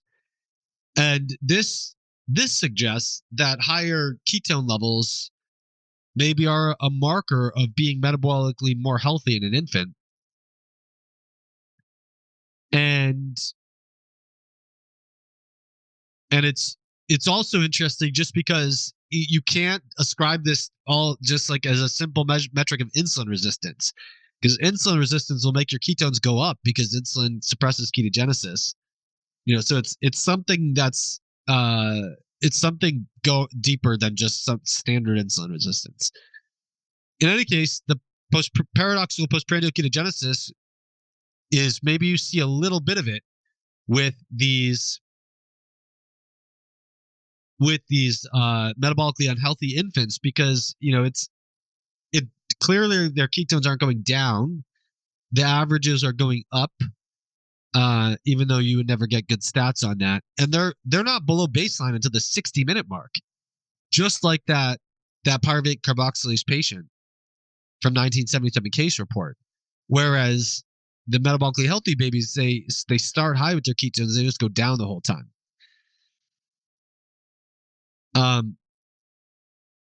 Now I found a different study in infants where they just separated them between small for gestational age, so low birth weight, and then appropriate for gestational age, so normal on the growth curve. In reality, what this really meant was below 10% and above, below the 10th percentile and above the 10th percentile on the growth curve. So interestingly, here you see the opposite trend as you saw with the babies separated based on the pre-diabetic status of their mothers, where the small birth weight babies have higher ketone levels than the healthy birth weight babies. They all look like they have some degree of postprandial ketogenesis in response to glucose, but it is more pronounced in the small for gestational age babies. So both cases, you see a greater, well, in all three cases, the mothers and the infants, you see paradoxical postprandial ketogenesis, a rise in ketones in the 5, 10, 15, maybe 20-minute mark, being indicative of poorer health, whether that's greater likelihood to be pre-diabetic in the mothers or greater likelihood to be born from a pre-diabetic mother in the infants, or small for gestational age, which is interesting because it sort of defies the categorization just based on insulin status. So you would expect, more likely greater, sort of like the standard mother's overweight and therefore more likely to have higher insulin levels, probably going to drive an overweight baby rather than a small one. But in any case, the point here is that paradoxical postprandial ketogenesis is not normal, but it seems to be normal in the third trimester among women in this study, and it's more likely to happen in infants who are less healthy. Now, all of these rises collectively are between 0.01 and 0.07, which are much lower than the rise in the 1977 case report. That baby's rise was 1.1 millimoles per liter total ketones. If we assume that half of that was acetoacetate, we still have a rise of 0.55 millimoles per liter beta hydroxybutyrate, which is 8 to 55 times greater an increase than found in the pregnancy and infant studies. And generally, you also see sort of in line with this, you also see the similar trend of taking a longer time than you should expect for the ketones to go down relative to baseline after glucose as well. So I propose that this short-lived rise in ketones in the 5 to 15-minute mark after a glucose tolerance test is an indicator of pyruvate carboxylase impairment. Now, outside of genetic deficiencies, it's mainly found in biotin-deficient conditions, including the biotin deficiency that spontaneously occurs during pregnancy. This, of course, is not a natural condition of pregnancy, but rather a result of most diets not containing sufficient biotin to properly nourish a pregnancy. And it's notable that the first study was done in Sweden in 1975 and the second one in America in 1969. And so I'm guessing that the mothers with worse metabolic health had greater degree of biotin deficiency. So first of all, 30 to 50% of women become spontaneously biotin deficient as diagnosable by urinary organic acids, which probably means that pregnancy raises the biotin requirement such that all mothers are their biotin status is lowering during pregnancy compared to before the pregnancy if their diet is staying the same. And so that's why you see everyone's becoming mildly biotin deficient by the third trimester. But the ones who are more biotin deficient from the get-go are the ones with worse metabolic health. I would argue, as I have, that biotin deficiency should compromise glucose homeostasis. And in fact, it will compromise insulin secretion, which is what they were categorized by in that study. And my suspicion is that the diet in Sweden in 1975 was higher in biotin than the diet in America in 1969. Now, if I am more biotin deficient than most due to my genetics, perhaps I would have such a short-lived postprandial rise in ketones of greater magnitude than found in pregnancy and infancy, but of lower magnitude than found in a baby with a genetic defect in pyruvate carboxylase that led to her extremely untimely death at 14 months of age. And was that true? Did I have paradoxical postprandial ketogenesis? I'm sorry to interrupt you, but it's only going to be a second. I just want to remind you that I have a free gift for you. That is my MTHFR Protocol, a 7-page quick guide to optimizing and personalizing your methylation status using foods and supplements. My MTHFR Protocol is free to anyone who subscribes to my Substack, whether free or paid. Use chrismasterjohnphd.com/MTHFR or use the first link in the description. Enter your email, click subscribe, and you will immediately get a welcome email in your inbox that contains my MTHFR protocol as a downloadable PDF. I hope you enjoy your free gift and find it useful. Once again, that's chrismasterjohnphd.com/MTHFR. And with that, back to the episode. So the baby from the 1977 case report received a glucose bolus of 0.75 grams per kilogram body weight, which for me at the time of my observational period would have been a 52-gram dose of glucose. I had not discovered any of the papers reviewed above at the time of my observational period, so I was flying blind. Now, I'm going to give you my finger prick beta-hydroxybutyrate as my ketones for ease of use. But we should keep in mind that this measurement does not include acetoacetate because there's no commercially available home method for easily measuring acetoacetate. I had loads of dextrose powder in my cabinets from a previous time, where I was eating a zero fructose, zero fructan diet for 6 months to completely destroy a microbiome alteration that had led to fructose malabsorption.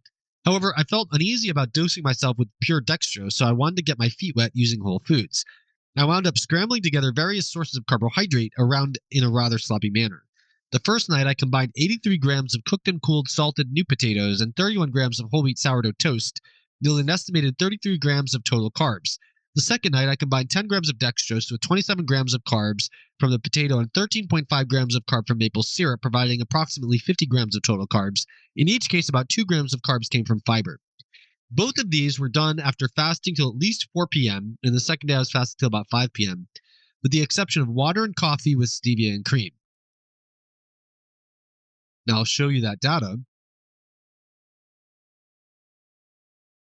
So at 15 minutes on the first day and 18 minutes on the second day, I had a rise in ketones after my 33 or 50 grams of carbs at the 15-minute mark before they fell. By the 30-minute mark, they were below baseline. Now, the degree of rise here is about 0.1 to 0.2 millimoles per liter. It's obviously trivial from the perspective of what the ketones would do to my metabolism over the course of 15 minutes, but it's the fact that they rose rather than fell that is of interest because it's abnormal, and because even rises smaller than this, as reviewed above, are potentially markers of pyruvate carboxylase impairment. It's interesting that they rose twice as much after 50 grams of carbs than after 33 grams of carbs, just 0.2 on day 2 and 0.1 on the first day. However, we can't read too much into that, given that the entire curve is shifted upward for that whole day. And it's probably explained by the fact that I made a failed attempt to get into zone 2 with my 30 minutes of walking or jogging at 4 miles per hour on my treadmill.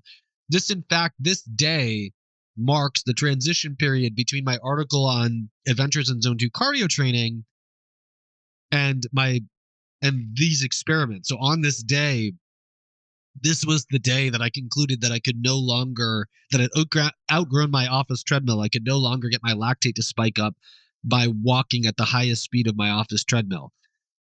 Um, and I never went on to complete those zone 2 experiments for two reasons. One was that I wanted to wait until after my biochemical optimization experiments to look at a systematic approach to getting into zone 2, and the other one was that winter came and I decided to make all of my cardio be snowboarding, because it's fun and cardio sucks.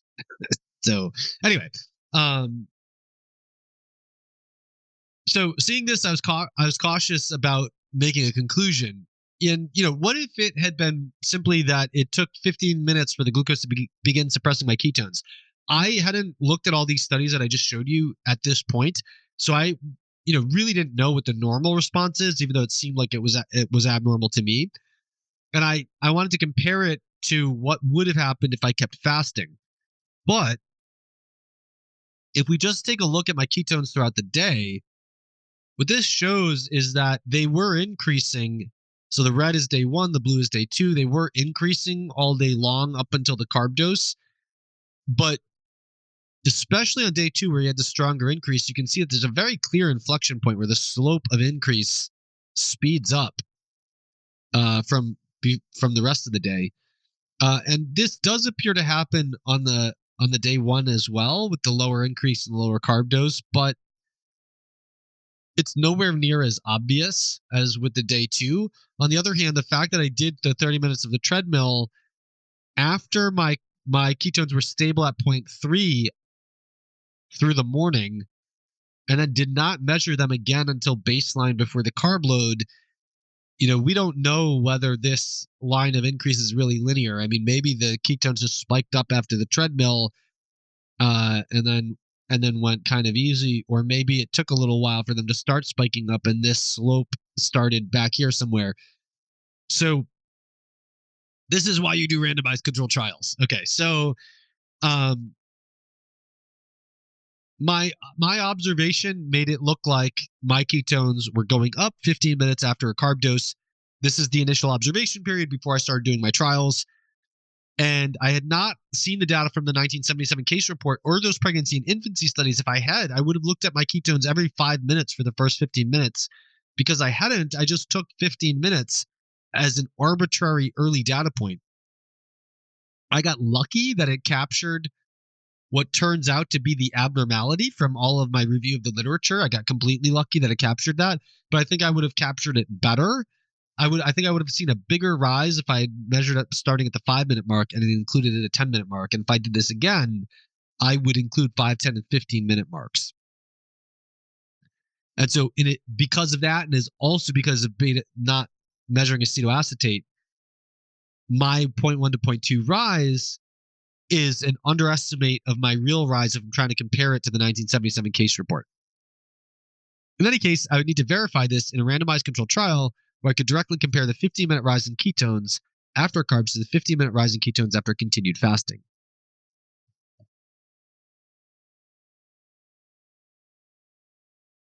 Protein-mitigated glucose intolerance. My glucose response to the first carb bolus was a big nothing burger, a rise to 139 at 60 minutes, and then a decline to baseline by 120. By 120 minutes. My glucose response to the day 2 carb bolus, however, scared the crap out of me.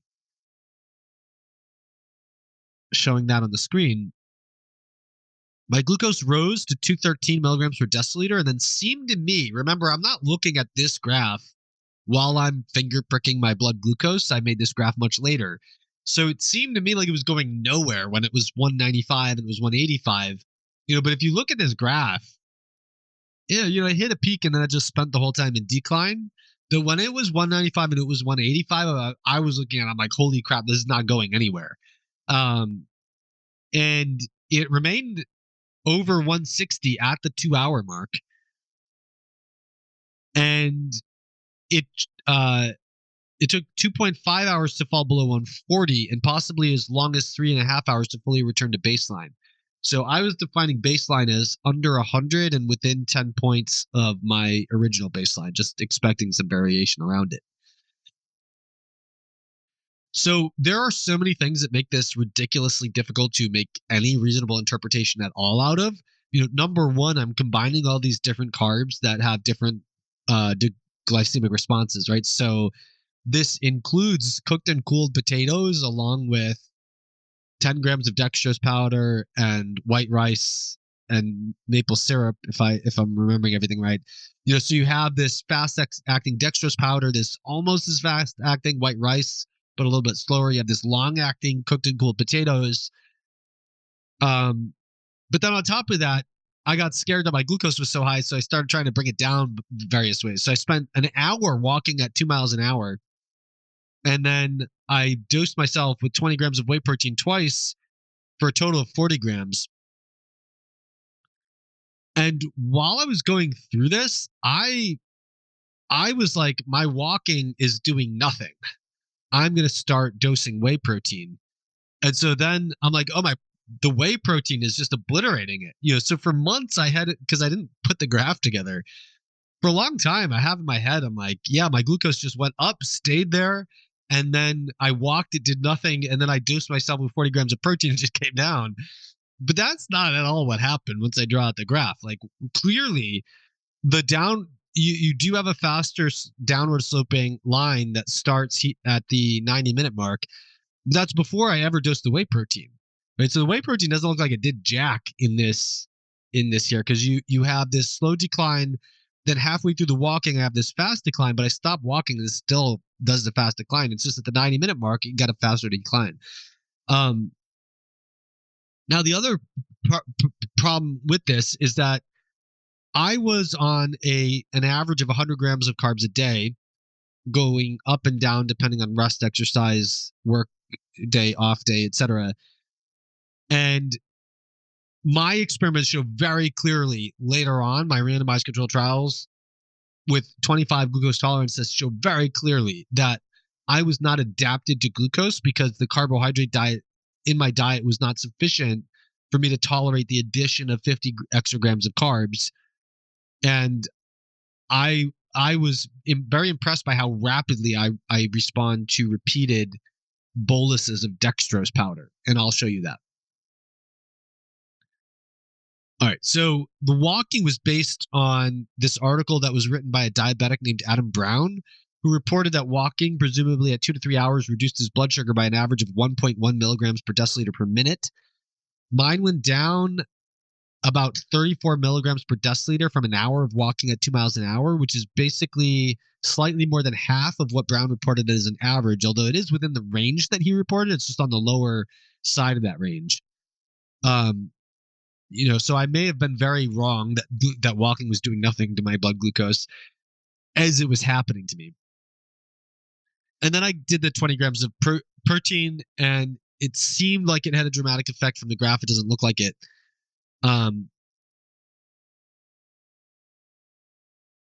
Overall, I would say that my average carbohydrate intake during that time was 100 grams per day, and this still is the case because I've frozen my diet since last year, with my intake likely being 40 to 60 grams on rest days during the week, 80 to 100 grams on weightlifting days during the week, and 120 to 150 grams on off days where I relaxed my diet. But that all averages out to about 100 grams a day. I outlined in my article, High Protein, You Need More Biotin, why I believe biotin deficiency by lowering pyruvate carboxylase activity should cause glucose intolerance that can be mitigated or even abolished by consuming protein. On the other hand, this protein effect seems to be normal, and it seems to depend on the ratio of protein to glucose. So, in healthy young men, and all these references are directly linked in the Substack written version of this episode that's found in the description. In healthy young men, preloading 50 grams of whey protein 30 minutes before a 75-gram oral glucose tolerance test abolished the blood glucose rise and turned it negative. That means that their blood glucose was lower after they took the 75 grams of glucose that it was before.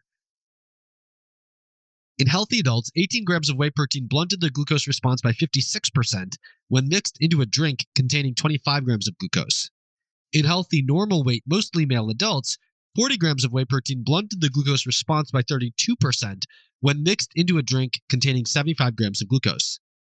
On the other hand, In untrained, recreationally active, healthy males who had done an intense lower body workout the day before, 25 grams of protein had no impact on the glucose response when mixed into a drink containing 75 grams of glucose. In males with type 2 diabetes, 25 to 30 grams of whey protein, that's 0.33 grams of protein per kilogram body weight, with or without prior aerobic exercise, had no impact at all on the glucose response when mixed into a drink containing 75 grams of glucose.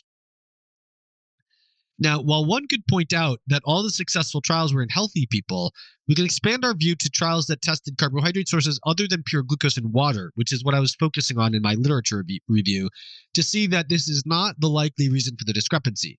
For example, 50 grams of whey protein does blunt the glucose response to 50 grams of maltodextrin in pre-diabetics, and 55 grams of whey protein blunts the glucose response to just under 60 grams of carbohydrate from a mix of potato and glucose in type 2 diabetics when taken 30 minutes beforehand. Thus, it seems that 25 to 30 grams of whey protein does nothing to help tolerate 75 grams of glucose, while 40 to 50 grams of whey protein does help metabolize 75 grams of glucose, and only 18 grams of whey protein is needed to help with 25 grams of glucose. In other words, to put that more simply, at least 1 gram of protein is needed for every 2 grams of carbohydrate to see a meaningful effect. It also seems that preloading the whey protein by 30 minutes is more effective than consuming it at the same time, since the first study did that and actually turned the glucose response negative. That is, the average blood glucose level was lower during the 2 hours after the glucose load than it was before the glucose load. As explained in lesson 23 of my energy metabolism class, the main mechanism operating here is most likely that protein is helping to fill up the citric acid cycle in the pancreatic beta cell. Providing citric acid cycle components is called anaplerosis, from the Greek word for filling up. When the citric acid cycle is completely full, it overflows, spilling the components out into other pathways. This is called cataplerosis, using the Greek words for to fill, pliro, and down, against, or back, kata, essentially referring to backflow in the sense of overflow. So the citric acid cycle components that overflow provide amplification signals that intensify the insulin release triggered by ATP-dependent potassium inflows. If that went straight over your head, check out lesson 23 of my energy metabolism class, which lengthens this out and goes very slowly into all the details. Now, we can extend this to say that protein would, outside the pancreas, lead to faster glucose metabolism in other tissues, sucking it out of the blood, manifesting as increased quote-unquote insulin sensitivity. Also by helping to, and I say that, I put it in quotes because if you measure insulin glucose, you're going to say, oh, there's a greater response to the insulin, but the cell's not responding better to the insulin. It's just burning glucose better, regardless of the insulin, because the biotin is there and the pyruvate carboxylase is there, or the protein is there, or whatever that helps it burn glucose. And so what's really happening is a biochemistry centric phenomenon, not a physiology centric phenomenon. The insulin sensitivity is a calculation of a physiological concept, but is the biochemical concept that is actually the causal factor driving it. And the insulin sensitivity that you calculate, because you're focused on the physiology rather than the biochemistry, it's an artifact of the improved biochemistry of the cell. Okay, so anyway, so we can extend this to say that protein would, outside the pancreas, lead to faster glucose metabolism in other tissues, manifesting as so-called insulin sensitivity by helping to fill up the citric acid cycle and thus ensure that the acetyl-CoA from glucose can enter it. We could also extend this backward and say that, meaning before the pancreas ever sees glucose, and say that it would have done the same thing in the first pass through the liver. So more glucose would get metabolized in the liver. Less glucose would even reach the pancreas in the first place. But what does reach the pancreas generates more insulin than it would otherwise because of better amplification signaling. And it does so in part by being metabolized to a greater extent, leaving even less glucose to so much as enter the systemic circulation at all. Once in the systemic circulation, there's more insulin than you would have otherwise expected relative to that glucose, but you get more insulin sensitivity because you have better biochemistry in the muscle cells that burn the glucose for energy. So across the board, you have multiple mechanisms suppressing the glycemia because more glucose got metabolized in the liver, more glucose got metabolized in the pancreas, more glucose got metabolized in the muscle cell, all because of better biochemistry. And you have a physiological incidental to this that is better insulin secretion in the pancreas, and then because of better amplification signals as well as better glucose utilization, then on top of that, you have a real physiological phenomenon of more insulin. And then you have this artifact where you have the better response to insulin, but it's not because you're responding better to it, it's because you're burning glucose in the muscle cell better. So you have one real physiological phenomenon as well as three very real biochemical phenomena that are all interacting together to lower the glycemic response. All of this is mediated by protein overfilling the citric acid cycle. Anaplerosis followed by cataplerosis when there's more anaplerosis than you need. All of these effects would become much more relevant in a state of biotin deficiency, according to my hypothesis, where the ability of glucose to generate oxaloacetate through pyruvate carboxylase is compromised. Thus, although it is normal for protein to help with glucose intolerance when there is at least 1 gram of protein for every 2 grams of glucose, my hypothesis would be that the effect of protein would be stronger in a biotin deficiency than with normal biotin status. Further, for the reasons that I outlined in the article High Protein You Need More Biotin, I believe that most people do not get enough biotin.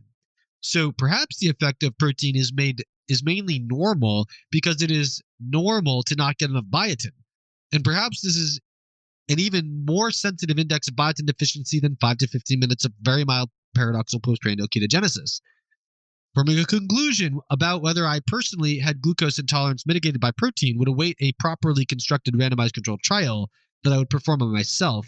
And as we'll see eventually, I have substantially revised my hypothesis as a result of my experiments, which did not completely falsify it, but did certainly falsify aspects of it in a way that made me go back to the drawing board. And so I'll reveal my revised hypothesis at the end. All right, next stop here is, did carbs paradoxically suppress my lactate?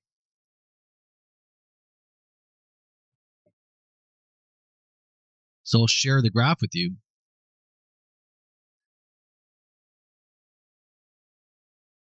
This is the effect of a 33-gram mixed carb bolus on lactate after fasting until 4 p.m. And the lactate just, I wouldn't say it goes down in a straight line.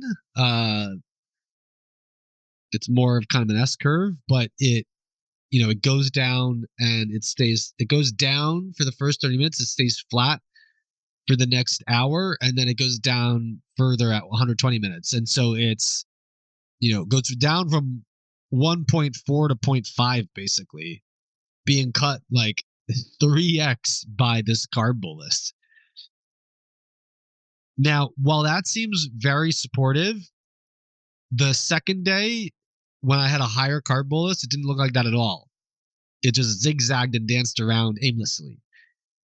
So we could say, either this first effect is spurious, which is possible, or there's a threshold effect where there's a certain amount of carbs that can suppress my lactate in the right context, but too high of grams of carbs cannot.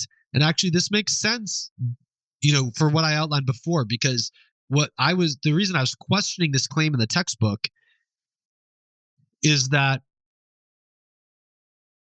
yeah, you can make aspartate from whatever residual pyruvate carboxylase activity you have from the glucose, but you're also increasing the glycolytic pyruvate generation. So you're increasing the pyruvate load. And so you're increasing the need for pyruvate carboxylase. Why isn't that just generating lactate right there? But it may be the case that with the right degree of pyruvate carboxylase deficiency in the right aspartate depleted fasting state, you do encounter a phase where a certain dose of carbs will be preferentially funneled into making the aspartate that you need and therefore decrease the lactate. But if you go too high and you max out the pyruvate carboxylase activity because it's limited by genetics, biotin deficiency, oxalate toxicity, or manganese deficiency, then at that point, the excess carbs all make lactate. So it may be very much the case that I had just optimized the right degree of fasting induced aspartate depletion with the right bolus dose of carbs that did paradoxically suppress my lactate on day one. But when I tried to do the same thing with a higher dose of lactate, maybe the first 33 grams of carbs would have suppressed my lactate, but I added the next 17 grams of carbs. Pyruvate carboxylase was maxed out. All the rest of the carbs went into lactate, and so I get this erratic dancing around of lactate where it doesn't really go anywhere. I think that's extremely biochemically plausible, and I'll give you. I don't have any smoking gun that proves that, but I will give you more evidence from my randomized controlled trials upcoming that do support that, or that are consistent with that. I'll say. All right. So all of this is pending investigation, my randomized controlled trials. This has been my observational period. That now takes us to the transition to my randomized controlled trials to October 3rd, when I designed the first of my randomized controlled trials.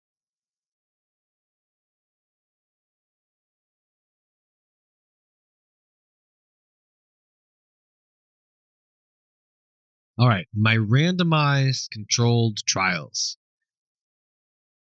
General methodology. In order to make sure all my pre-supplementation data, including my randomized controlled trials, were not affected by major dietary changes, I attempted to hold my diet and supplements constant throughout this period. I'll write more about the details of my diet and supplements in a future post. Inevitably, my workouts would cause variation in these results, but if I had tried to not work out on experiment days, I would have gotten much less exercise during this period, leading to a progressive decline in health across the experiments. So, I worked out as normal and tried to layer my experimental days across both rest and workout days to capture the natural variation. In order to ensure that I could use the time of day as a reliable metric of how long I had been fasting, I made sure to end my dinner at the same time every night.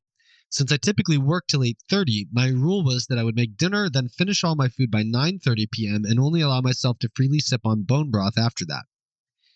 I took all my notes and measurements in Apple Notes.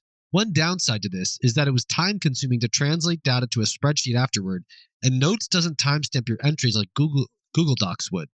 This means if I forgot to write down a timestamp, I had no way to know what the time of the entry was afterward. A further potentially disastrous downside to this is that the Notes app contains no edit history, which introduces the risk that you could accidentally delete information and have it become irretrievably lost. This is a risk that would never occur when taking notes on paper. I'm inclined to record my data directly into a pre-organized spreadsheet in the future and to use Google Docs for notes so that I will have the times of entries even if I forget to record them, and will have a permanent edit history. Paper is wonderful for its permanence, but is horrible for its ability to process the data that you write down on it. And so if anyone knows of a more privacy-friendly app than Google Docs and Sheets that timestamp all the entries and keep a permanent edit history, please let me know in the comments. The most rigorous way to approach the number of trials needed in each experiment would have been to do a comprehensive literature search for evidence of the phenomenon I was looking for, derive from that an effect size and degree of variation to expect, and perform a power calculation. However, I was working on other things, and I was eager to move this forward quickly, so I didn't have time to do comprehensive literature reviews at the time. Instead, I simply chose to include at least 3 to 4 trials in each arm of the experiment. I used random.org for randomization. Because I was using small sample sizes, I wanted to avoid the possibility that I would get something like 111222, which would be all control then all treatment, or 121212, which would be perfect alternation. So I would create 2 possible orders for my treatment and control and assign each order with a number 1 or 2. Then I would stipulate a rule that both orders would have to be used at least once if I had 3 repetitions and at least twice if I had 4 repetitions. Then I would set random.org to a minimum of 1 and a maximum of 2 and generate random numbers. If the random number generator generated the same order repeatedly, my rule would trigger and fill the last 1 or 2 slots with the opposite order. This ensured that my order was both genuinely random yet also looked and felt random, in that it would not be completely lopsided or perfectly alternated. It would have been better to include washout periods, which are spaces of normal time between trials, to prevent, for example, epigenetic adaptations to fasting or carb loading across trials. However, as it stood, this took me months, and it could have taken a year or longer if I'd done that. Finally, the randomization and control is meant to tell me what biochemical phenomena are truly operating during this period, and it cannot tell me whether they are caused by, say, biotin deficiency or or LCAD deficiency or VLCAD deficiency or ACAD9 deficiency. These conclusions will depend on the less rigorous findings that these phenomena are changed by hypothesis-driven strategies. For example, that they change as a result of biotin supplementation. Even worse than with adding washout periods, randomizing across periods of improved and worsened biotin status, or improved and worsened riboflavin status, or improved and worsened whatever other aspect of a treatment strategy I might want to try, that would take many years. Therefore, randomization was limited to trials of acute phenomena that could be observed within hours, such that sufficient repeated observations could be collected over a maximum of a few months. I had 4 hypotheses to test. Number 1, I have a 15-minute postprandial rise in ketones after eating carbs. Number 2, I have a paradoxical rise of lactate in the fasting state that is paradoxically suppressed by eating. Number 3, any neurological symptoms mainly occur when fasting. Number 4, I have glucose intolerance that is abolished by eating protein with carbs. Trial number 1 tested my ketone response to rice.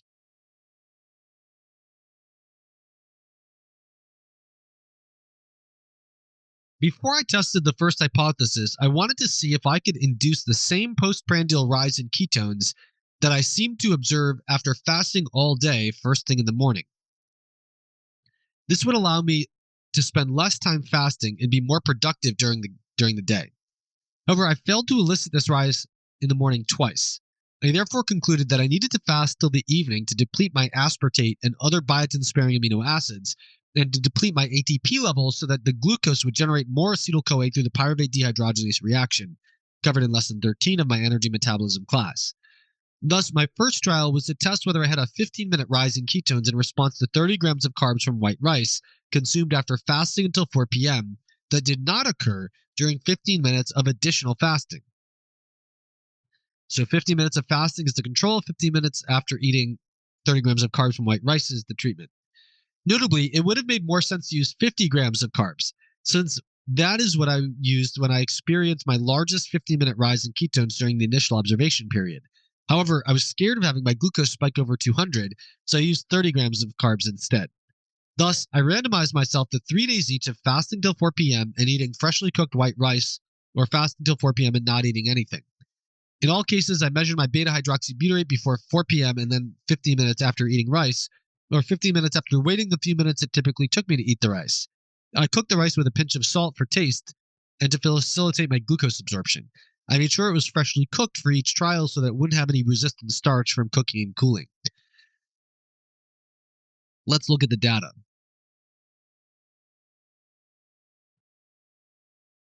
My average beta-hydroxybutyrate level fell from 0.8 to 0.7 15 minutes after fasting, but it rose from 0.8 to 0.9 15 minutes after eating rice. The average difference between these changes is that rice caused a 0.2 millimole per liter rise in my beta-hydroxybutyrate. Now, these results were not statistically significant if I consider them as completely independent of one another. If I use a two-tailed test to control for the possibility of ketones either rising or falling, or if I compared the ending ketone values between each group. However, if I examine the change from baseline using a one-tailed paired t-test, the difference was significant at p equals 0.0371. This is not the most rigorous way to analyze it, but I did in fact randomize pairs of trials, and there is in fact a progressive epigenetic adaptation to both fasting and carb dosing that could make the third pair look quite differently from the first pair. And indeed, exactly that seemed to happen. The first two control trials had a change of 0, and the first two carb trials had a change of plus 0.25, while the third control trial had a change of minus 0.2, and the third carb trial had a change of minus 0.1. In other words, there was a drift from the first two pairs where it was they study with fasting, go up with carbs, to, in the third pair, go down with fasting and go down much less with carbs. So the rationale for a one-tailed t-test is that I'm trying specifically to rule out the null hypothesis that my ketones didn't rise, not that they neither rose nor fell, or in normal people language, I'm trying to show that rice increased my ketones at 15 minutes. I'm not trying to see whether they went up or down. Of course, the case against the one-tailed test is that rice could indeed push them down as it did in the third carb trial. In order to get better statistics, I randomized one more pair of trials to be done immediately, and then I randomized another pair to be nested inside a later experiment. And what I ultimately did for my final analysis is I pulled together all trials, regardless of their randomization scheme, that involved a carb dose after fasting till at least 4 p.m., including the two from my observational period, where I have the larger carb bolus on that day 2 in the observational period. And so this is 7 trials per treatment, seven fasting days and 7 carb bolus days. And if I just pull them all together, you have a similar trend as before. It's moderated a little bit. So the difference in absolute 15-minute ketone values is not statistically significant, but the changes from baseline are. Using an unpaired two-tailed t-test at p equals 0.0406. And if I pair them, that p-value drops to 0.0249. And I believe that pairing them could be seen as justified for the reasons that I explained before, which include the fact that I was randomizing pairs. The average change with continued fasting was minus 0.03, and with carb load was plus 0.11. So the differences between those are plus 0.14 millimoles per liter. Overall, this is less rigorous than having done a power calculation from the literature and having properly randomized a sufficient number of pairs from a single randomization event, but it is rigorous enough to convince me that my hypothesis is correct. During this period, I had a mild degree of paradoxical postprandial ketogenesis that is abnormal, greater than found in mothers and babies from the 1969 and 1975 papers, but lesser than found in the 1977 case report of the baby with pyruvate carboxylase deficiency who died a couple of months later. It is likely underestimated, however, by not being able to measure acetoacetate and by not measuring my ketones at the 5 and 10 minute marks. And of course, I have to adjust for the fact that I'm only measuring beta-hydroxybutyrate, whereas in that 1977 case report, they were measuring total ketones. Well, that's what I mean by not being able to measure acetoacetate. On the other hand, it appears to only manifest after fasting for 18 hours. It's hard to say for sure that that's abnormal because most of the cases in the literature did not involve an 18-hour fast.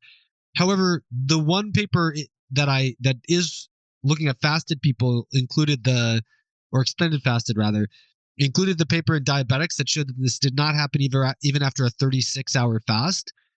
So I believe being able to produce this with an 18-hour fast is abnormal. My secondary endpoint from trial 1 was whether rice suppressed my lactate.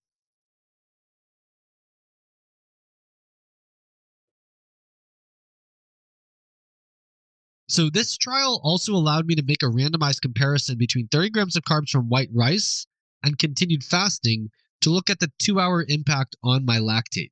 I'll show you the data. So they're not as impressive as the day 1 carb bolus from my observational period, but they are interesting. There's a trend towards a decrease with rice, which is shown in blue, and an increase with continued fasting shown in red. However, the spread between the baseline values in each group of trials makes change from baseline analysis vulnerable to regression to the mean, and yet simultaneously makes it harder to see the difference in the ending values. In other words, usually if something's higher, it'll tend to go lower, and if something's lower, it would tend to go higher. And so the fact that the baseline in the rice started out higher makes some degree of this difference in trend likely to be explainable by the statistical artifact of a tendency to decrease over time. However, it does decrease well below baseline in the rice group, and it does increase above baseline in the fasting group. So it does look like, to me, like there is some suppressive effect of the carbs on lactate here. Even though I can't justify that with statistical analysis. Since this is extremely underpowered for the purpose, I decided to do a single t-test on the 90-minute mark. I would have used a 120-minute mark, but one of my control trials did not have a 120-minute measurement. The difference is not significant with p equals 0.1447, The p-value can be reduced to 0.0742 by using a paired t-test, which may help control for the epigenetic adaptations that occur during repeated fasting and carb dosing. While these results are not very convincing, it is quite interesting that the lactate goes down instead of up. There is some degree of paradox in that it simply does not go up with the carb dose. One thing that I think is relevant, 30 grams of carbs is only 120 calories. And by 4 to 6 p.m., I'm already some 800 to 1,200 calories behind in food intake. So it may be that there's a suppressive effect of carbs, but it is rather weak when limited to 30 grams. Yet higher doses on their own may max out the suppressive effect while piling on the pyruvate load. It may be then that the mixed protein-inclusive meal is what truly has the power. We will find evidence of this in my next trial.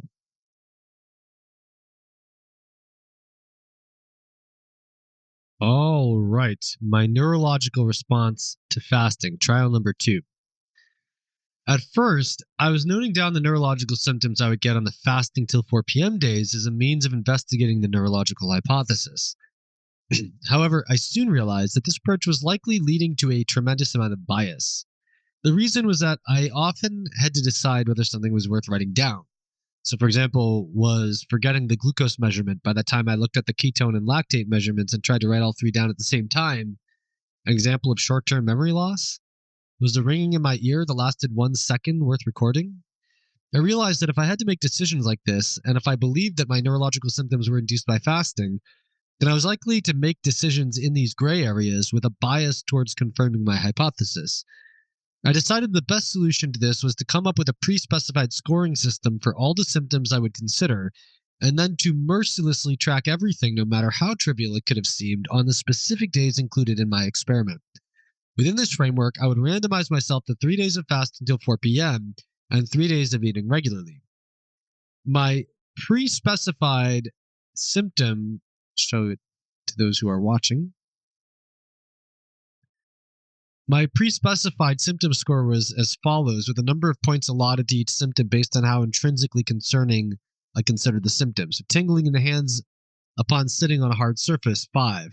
Why does that get the most? Because it was this peripheral neuropathy during undereating on August 10th, having a beer and lively conversation after undereating, that provoked the tingling in the hands. That was the straw that broke the camel's back. So this gave me the most concern. Tingling in the feet upon sitting on a hard surface, very similar symptom, but it's more intuitive how that could be a local effect of the pressure on the nerves because I'm sitting on them. And so therefore that got a 4 instead of a 5. The hands get a 5 because if my hands are tingling when I'm sitting on a hard surface, this is clearly something systemic rather than local. Acute tinnitus got a 4, and that's because even though the tinnitus had mostly disappeared after stopping using AirPods and otherwise not putting any sound in my ear over the last year, the fact that sometimes it was there was very concerning to me because that means that might be some portion of the tinnitus that I can't get rid of, at least through removing the continued stress on my eardrums and the related nerves. Feeling of something crawling on my face, or feeling that I scratched my face and then too long later it still felt like I scratched my face, that would get a 3.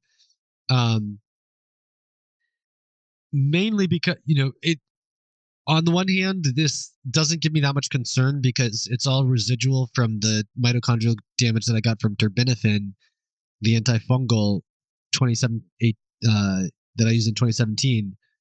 But the fact, because it's been in decline ever since then, and it's mostly gone, it's not that much of a concern. But the fact that it's 4 or 5 years later, there's still some degree of it gives some concern. So it's moderate. Short-term memory loss also got a 3, mainly because it's, if I forget what I'm doing for a second, it's not that concerning to me. But if it's increasing over time, that is concerning because it suggests some kind of neurological degeneration might be taking place, even if it's the effect of aging or whatever. Twitching got a number 2, which is not that concerning to me because I feel like I'm the master of solving twitching.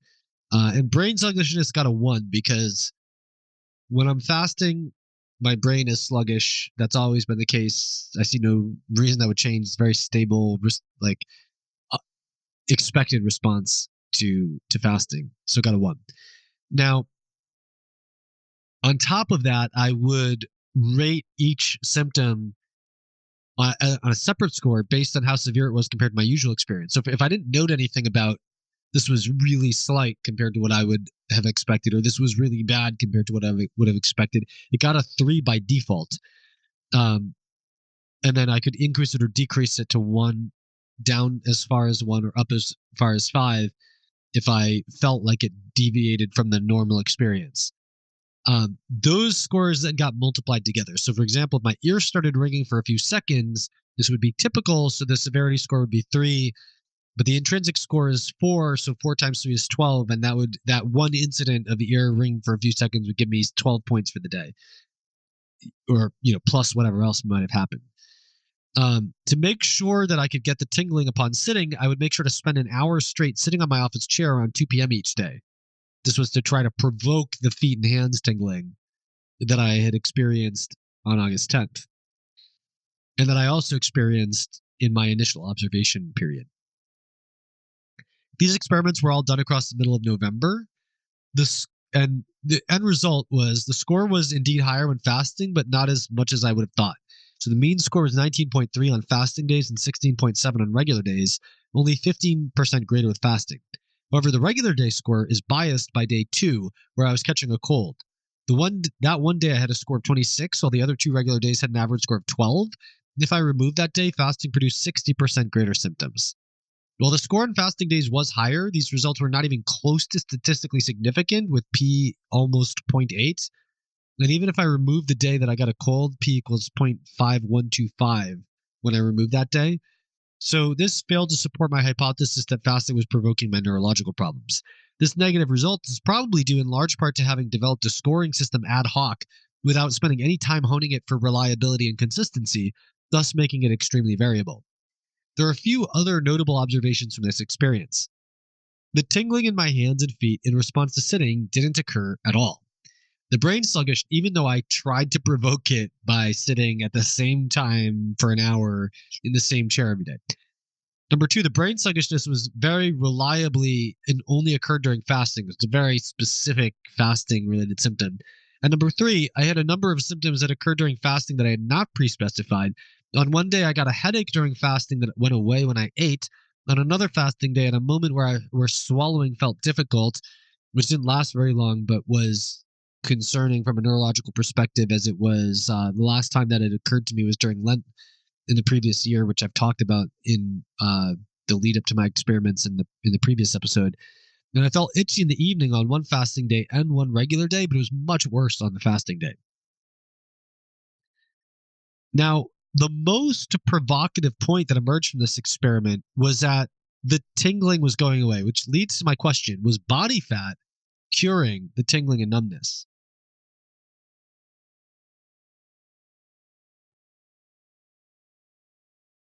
So it was particularly remarkable that I tried sitting for an hour on my office chair at the same time every day to provoke the tingling in my hands and feet, yet I didn't experience it once. By contrast, in my October experiments where I fasted until 4 p.m. before a carb load, I noted experiencing this tingling 4 times while fasting. On my 2 observation days toward the end of September, I had found it repeatable that I could provoke the tingling by sitting when fasted but not when I had eaten. This seems to line up temporally with, and to be related to, another problem I had noticed last year. I would wake up with one or both of my hands feeling slightly numb. I wrote in my notes on October 13th that this problem seemed to be getting worse. On November 20th, I wrote in my notes that it seemed like it hadn't happened for a while. What changed? One thing that changed is my body weight increased. During my September observation period, I weighed 153.8 to 155.3 pounds. During my October experiments, I weighed 152.2 to 154 pounds. During my November experiments, I weighed 155 to 157 pounds. Thus, in November, I weighed a couple of extra pounds compared to the other 2 periods. Another thing that's notable is that I had performed 10 experiments fasting till 4 p.m. between the end of September and the end of October. Was I acclimating to fasting? Surely that is a reasonable hypothesis. You should get better at whatever you do often. However, I'm inclined to choose the body weight hypothesis, not even as a co-explanation with the adaptation hypothesis, but in place of it. And the reason is that on October 13th, when I had noted it had been getting worse, I had already done 8 days of fasting till 4 p.m., but my weight had dropped to 153.2 pounds. On November 20th, when I remarked that it had not occurred in a while, I had only fasted once in the previous 19 days, and my weight had increased to 157 pounds. In other words, weight loss during the course of it getting worse and weight increase during the course of it getting better lines up very well temporally. But I'd actually been fasting the most before I reported it getting worse. And I'd actually been fasting less when I reported it going away.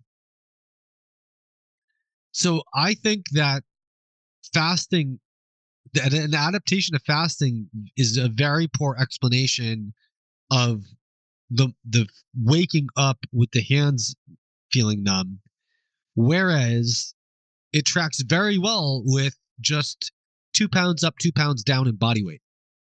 So my suspicion is that having a higher fat mass mitigates some aspects of the underlying problem with energy metabolism by leptin signaling, convincing the brain that it is safe to raise the metabolic rate higher, and that my body weight fluctuating between 153 and 159 pounds actually straddles with impressive precision the tipping point between vulnerability and non-vulnerability to tingling and numbness. In this vein, it's worth noting that as a teenager and in my early 20s, I had a seemingly related but much worse problem. I would often wake up in the middle of the night in a panic with one arm completely paralyzed. The only way to revive it would be to shake it with the other arm. On very rare occasions, I had woken up with both arms paralyzed.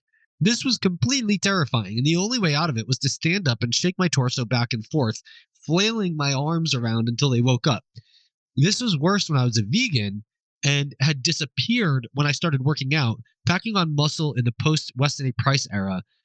I'd been wondering whether it was because of nutrition, especially B vitamins, or because I was emaciated as a vegan and was jacked in the post-Weston Price days. I asked my college A&P teacher about it, and he hypothesized that I needed a certain amount of muscle or fat to physically cushion the nerves. Now, I do not want at all to discount this hypothesis, especially since the physical pressure of sitting was eliciting tingling last year. However, I do now see energy metabolism as king, so it is my strong suspicion that a couple of extra pounds of body fat help compensate for an underlying problem in the efficiency of making ATP from food. So despite the failure of my second randomized trial to confirm my neurological hypothesis, my current belief is that fasting makes me more vulnerable to neurological problems, but extra body fat makes me less vulnerable. All right. Now let's take a look at my glucose, ketone, and lactate responses to fasting till 4 p.m. versus eating regularly on the days within this same experiment. I'm sorry to interrupt you, but it's only going to be a second. I just want to remind you that I have a free gift for you. That is my MTHFR Protocol, a 7-page quick guide to optimizing and personalizing your methylation status using foods and supplements. My MTHFR Protocol is free to anyone who subscribes to my Substack, whether free or paid. Use chrismasterjohnphd.com/MTHFR or use the first link in the description. Enter your email, click subscribe, and you will immediately get a welcome email in your inbox that contains my MTHFR protocol as a downloadable PDF. I hope you enjoy your free gift and find it useful. Once again, that's chrismasterjohnphd.com/MTHFR. And with that, back to the episode.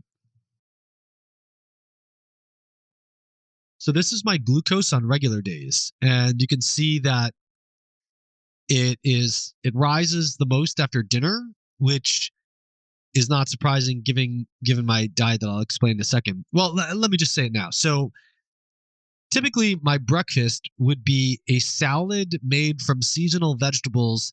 During this time, I was getting almost all my food, with very few exceptions, from Essex Farm in a CSA program upstate New York. And so I was eating seasonally, and my breakfast, and so the vegetables that were seasonal would change over time. But my breakfast would be a bowl of seasonal raw vegetables with 3 medium boiled eggs, that were sliced and diced on top of it with salt and pepper, and then with for some kind of fermented vegetables and olive oil on top, and sometimes cheese, and a side of raw milk. And then my lunch would be very convenience oriented. So my general rule for productivity is that I don't want to have to cook anything except at dinner. And I do not want to have to spend a lot of time eating or preparing anything except at breakfast. So while I'm getting ready to start work, I want a middle level convenience food. At lunch, because it will interrupt my work, I want a maximal convenience meal. And at dinner, I want my lowest convenience meal where there's nothing left to do and I'm just relaxing when I eat. So my breakfast is salad with raw seasonal vegetables, topped with eggs, side of a little bit of olive oil, side of raw milk. This is doesn't require any cooking, but it actually takes kind of a long time to eat compared to my lunch. My lunch would be 4 lacto-fermented Paleo Valley beef sticks, roughly 100 grams of a Jello that I make from Great Lakes. Is that right? Yeah, Great Lakes culinary gelatin, and some alternating organic fruit juice that I buy at the store, and a side of raw milk. And then my dinner would be generally a third some type of protein, quite often chicken, because it was most amenable to food prep, because I can cook a whole chicken, just tear it all off into a container and then make bone stock out of the bones, and then just plop chicken out into the pan to reheat on a daily basis. And cooking in the Instapot, I don't have to worry about crisping anything. But if I reheat it in a shallow pan with some oil at the bottom, then I can crisp over the chicken a little bit while it's heating up. So it would be about 1/3 protein, 1/3 dark green leafy vegetable. Well, broccoli is not really leafy, but kale or broccoli or something like that.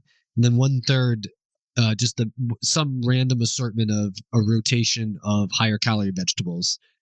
Could be anything from, depending on the season, might be potatoes, carrots, tomatoes, squash, onions, various things like that. And a side of raw milk, and finished off with a cup of hot bone broth. So dinner is the biggest meal and overwhelmingly the meal highest in carbs, and so my glucose is highest after dinner throughout the day. It's somewhat higher after lunch than breakfast, although that's kind of reflective of a general tendency for my glucose to increase in the afternoon, regardless of having eaten. And there is some degree of, if you're just looking at the numbers, you could say reactive hypoglycemia, where my lunch pushes my glucose lower than it was at baseline, but again, due to this floating upwards after breakfast, and breakfast pushes it down into the 70s, about 1 hour into the breakfast.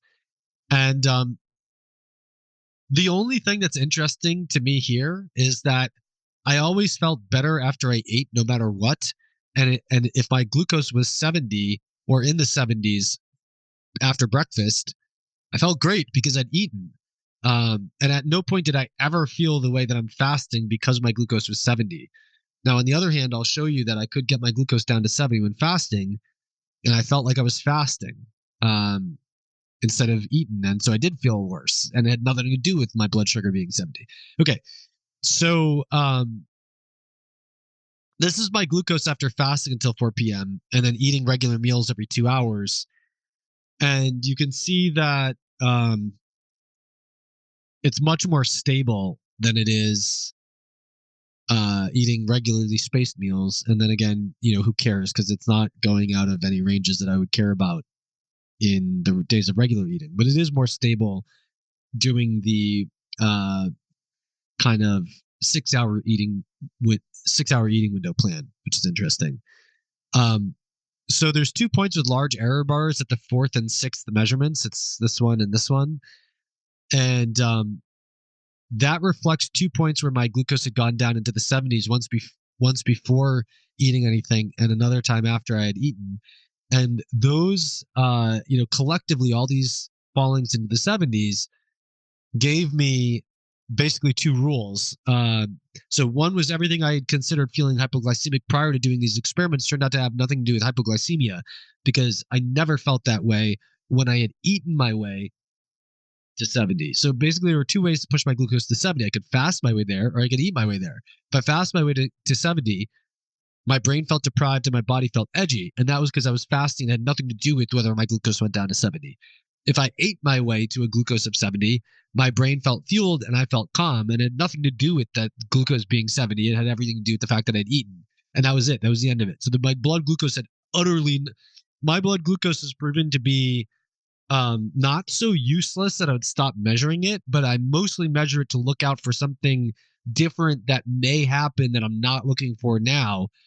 It is the utterly most useless measurement out of anything that I've tested. And so, it's sort of funny, like, why am I doing all these finger pricks when I could get a CGM? And the real reason is that I wanted to measure my lactate and ketones simultaneously. And I have reason to believe that a continuous glucose ketone lactate monitor exists, but I don't think that it's purchasable yet. I have what I believe is, well, it doesn't matter. I've heard of it. But in retrospect, I'm glad that I didn't try getting more glucose measurements, because the glucose measurements were not useful and the ketones and lactate were. All right. So obviously eating gave me ATP and fasting made me run low in it, and glucose was irrelevant. Now, I'm not saying that if my glucose went down to 50 milligrams per deciliter, I wouldn't have felt terrible. I'm not saying that if it went to 0, I wouldn't die. I'm just simply saying that in the range of glucose concentrations I typically experience, my blood glucose is not a useful indicator of anything. All right, let's look at my ketones. So it's interesting that my ketones, although there's a general tendency for them to be suppressed by breakfast, they tend to rise throughout the day, even though I am repeatedly eating meals, which seems paradoxical, although they are clearly suppressed by dinner. It's interesting that actually it's not true that they're suppressed by breakfast. So breakfast comes after the second measurement. So there's a tendency for them to decrease while I'm doing my pre-breakfast morning routine, which is basically in the summer was during this period, this is probably still pretty accurate. I would go drink my coffee outside in the morning sunshine in a resting squat, and then do stretches and PT exercises, 5 minutes of an infrared sauna, and a cold shower before I go to breakfast.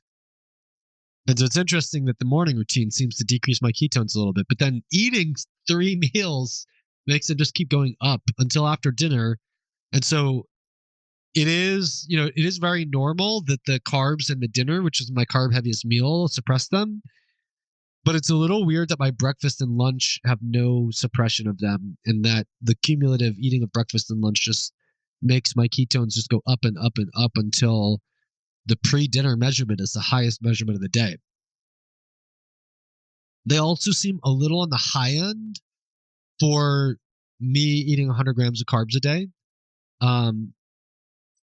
They don't seem radically screaming out that I have some kind of ketone related disorder. But they do seem higher than normal, and the fact that they increase over the course of 2 meals to the end of the day being considerably higher than the morning waking level is a little paradoxical. They should be highest after an overnight fast. Now, when I fast regularly, when I fast until 4 p.m., we see a lot of variation in the later day measurements, but the tendency is that they just go up with extended fasting and are suppressed by the meal. that's actually quite normal, right? So it's the ketones seem more abnormal on the regularly spaced meals days than they do on the fasting days. Although I think they're in general a little bit higher than I would expect them to be given my overall diet.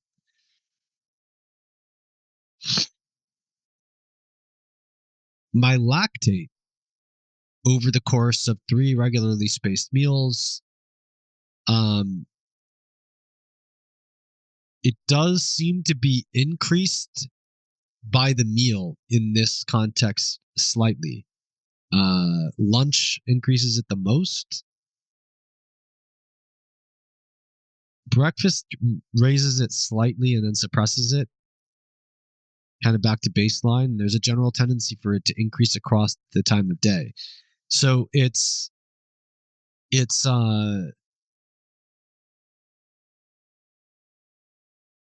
does make sense that the lactate increases postprandially, although it is simultaneously seems in conflict with the literature that it is higher at the end of the day than the beginning of the day. But that's not the main thing that's crazy about the lactate. What's crazy about the lactate is what happens when I fast till 4 p.m. So when I fast till 4 p.m., lactate just goes up and up and up and up, and then the meal suppresses it. So this is an obvious suppression by the meal, an obvious rise in the fasting state. And both of those things are straight up contradictory of the literature, right? At the beginning, I showed you extended fast over the course of it. Muslims during Ramadan is the perfect model for this, with the exception of that, cheat the schedule by waking up early before sunrise to eat. But assuming someone's sleeping through the day, waking up after sunrise, and overnight fasting, that's in that situation, it's basically the perfect model here almost, because 4 p.m. might not perfectly correspond with sunset, but it I'm fasting all day, and then I'm consolidating my eating window later on. And what should happen is the lactate should be lowest before the meal and highest after the meal, and it's the exact opposite of that. So my lactate response to one meal a day is totally contradictory to what I find to be normal in the literature.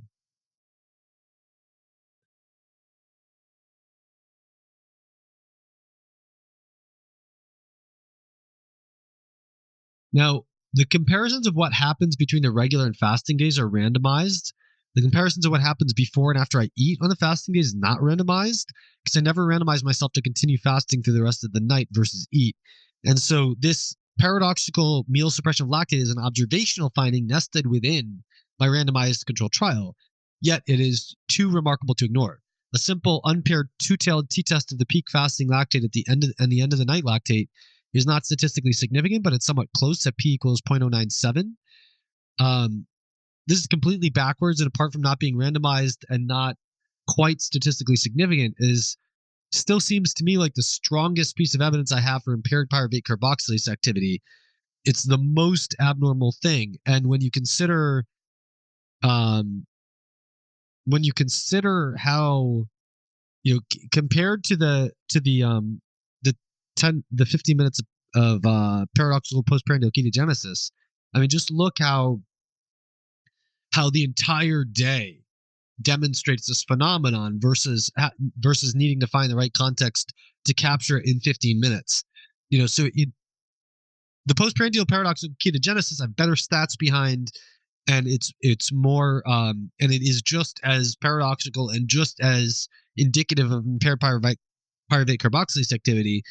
But this lactate pattern just has this consistent span across a 16 hour window, where it just stands there like a monument to the abnormality in my metabolism.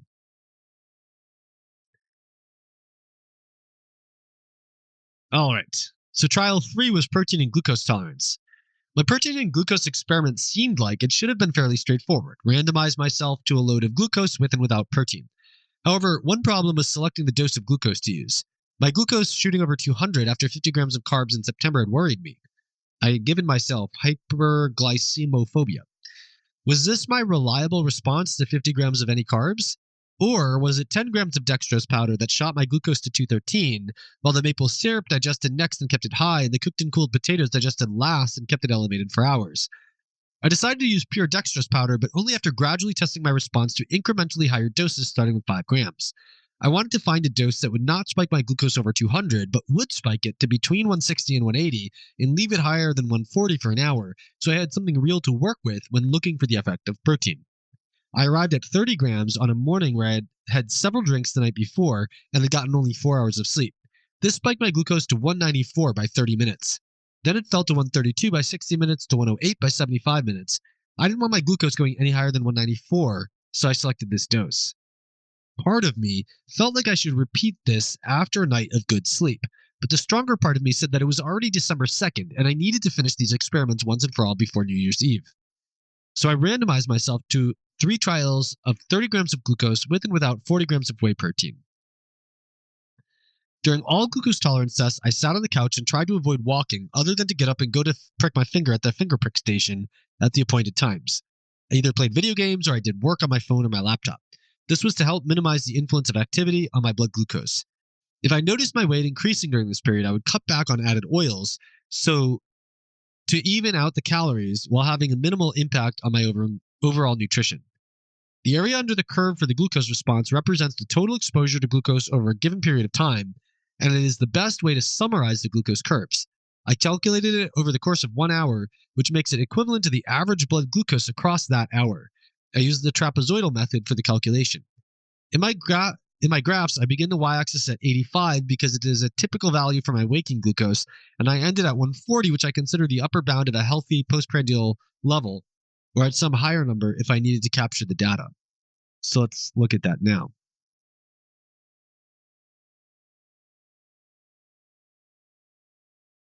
If we look at the first graph, it's showing that the effect of 40 grams of whey protein on the glucose AUC after consuming 30 grams of carbs was to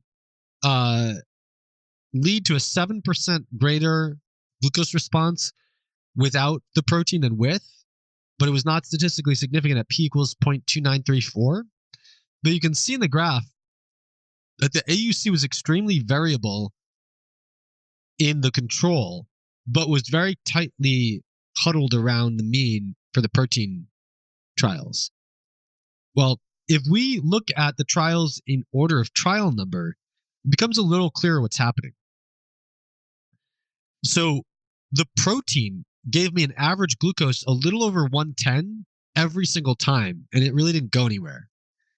By contrast, the control trials started out at 130, and then they basically fell 10 points per trial.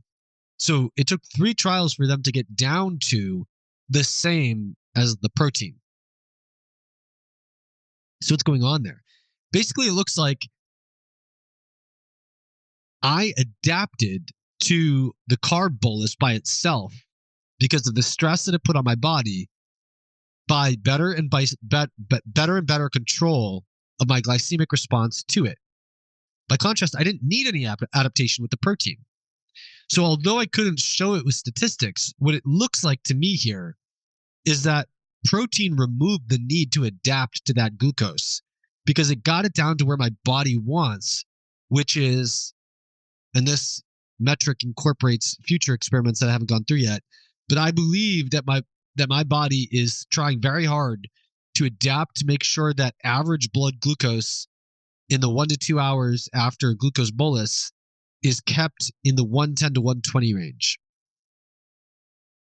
And so with protein, it was always in that range. With no protein, I had to adapt to it. So even though I can't show statistics that effect is there, I believe that effect is there.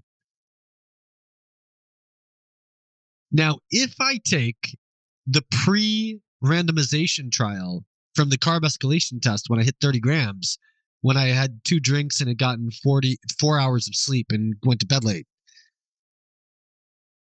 you can, if you look at the slope of adaptation over the course of the randomized trial in the control group, and you just plug in that pre-trial number, since it was also 30 grams, it almost huddles into this adaptation line. So if you drew a straight line across this trial trend back to the y-axis, you'd come in around 140.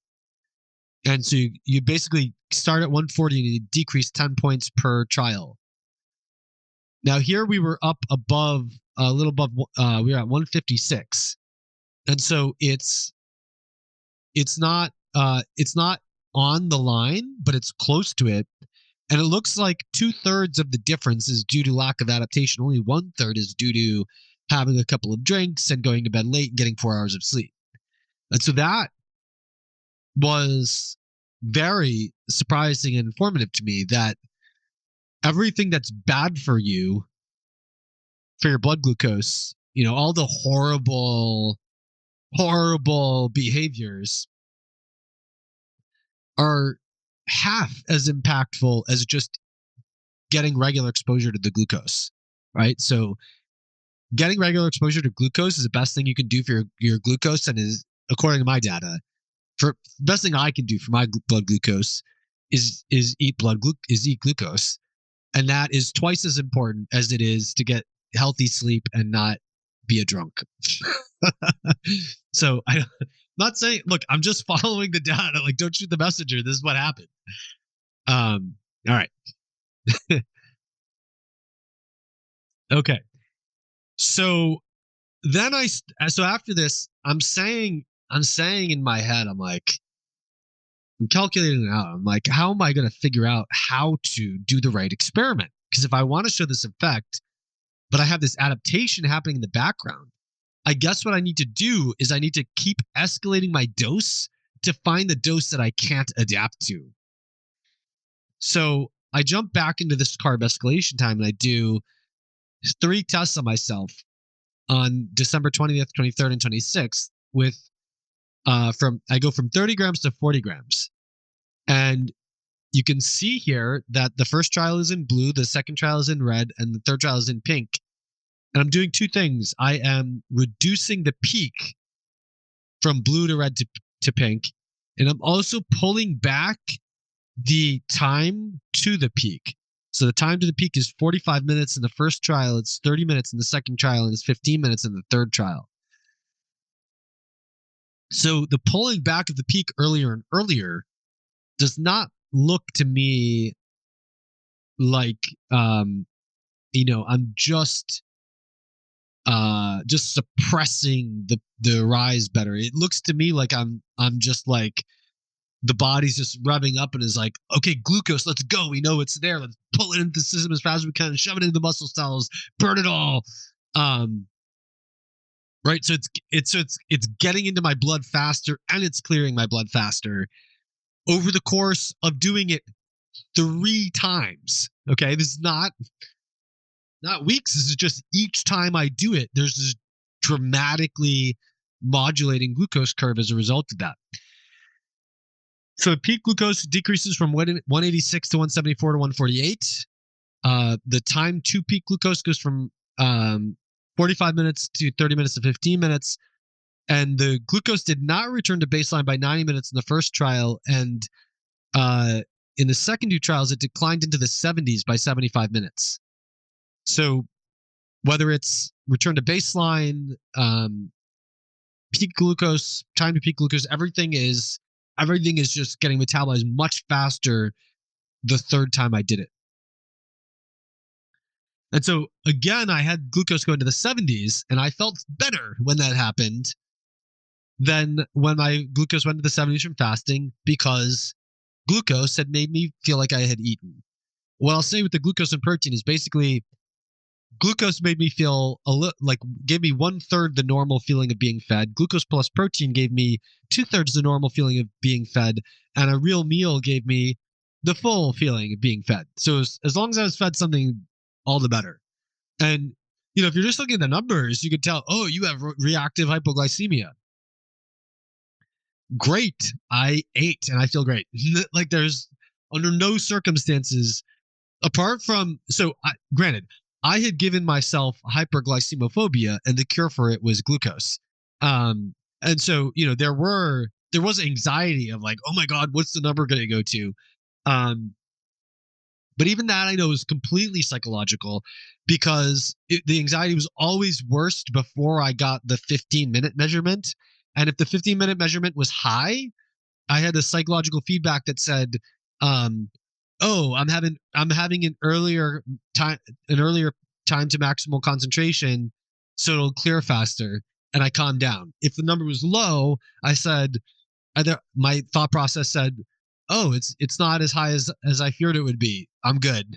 And so then I was always calmer after seeing a measurement, because the only thing that was increasing anxiety was, even though you could say glucose spiking should make more glutamate in the brain that can stimulate anxiety, it's physiologically plausible, but that's not what was happening, because all of my anxiety was front loaded into the time between the 0 and 15-minute mark when I hadn't seen the reading. And it was because I was afraid that the number would be way higher than anything I could expect. And then when it turned out to be within what I could expect, the anxiety went away, right? So apart from that, I always felt better after I did a glucose tolerance system when I was fasting. And it had nothing to do with, if my glucose was 190, I felt better. If my glucose was 70, I felt better. And I never felt any different between my glucose being 190 and 70, except for whatever psychological effect of seeing the 190 number being like, oh geez, what's going to happen to me. But in terms of the physiological response, I just felt better whenever I'd eaten anything, period, end of story. And nothing was more irrelevant to how I felt than whether my glucose was 70 or 180. I'm not saying that translates to you. I'm just saying that's how my metabolism operates. My glucose is so utterly irrelevant, but my glucose is very interesting in how I can show this very rapid adaptation effect. So then I did a progressive. Then what happened was, because of the holidays, I was interrupted for 8 days. And I said, you know what? I'm going to do this again, because I probably lost some of my adaptation. And so I did 40 grams again 3 times. And this set looks even cleaner, right? The whole day number 2 curve is under the whole day number 1 curve, and the whole day number 3 curve is under the whole day number 2 curve. And so it's just the area under the curve, the average glucose, the peak is all just going down, down, down, down, down, with very clear gaps between the entire curve after the 15-minute mark.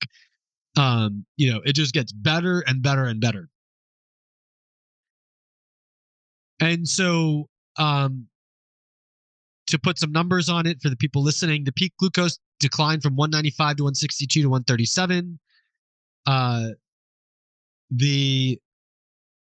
The first trial, I was not able to let it return to baseline, and it didn't after 75 minutes. The second trial did return to baseline at 75 minutes. The third trial returned to baseline at 60 minutes. The area under the curve declined from 196 to 166 to 120. If I calculate the average glucose, it went from 157 to 133 to 114. And so when I look at these trials altogether, what I see is that the end game of adaptation is to keep my peak under 140. And a secondary goal of the end game of adaptation is to keep my average glucose between 110 and 120. And that this is an extremely rapid adaptation process that happens over doing a few trials.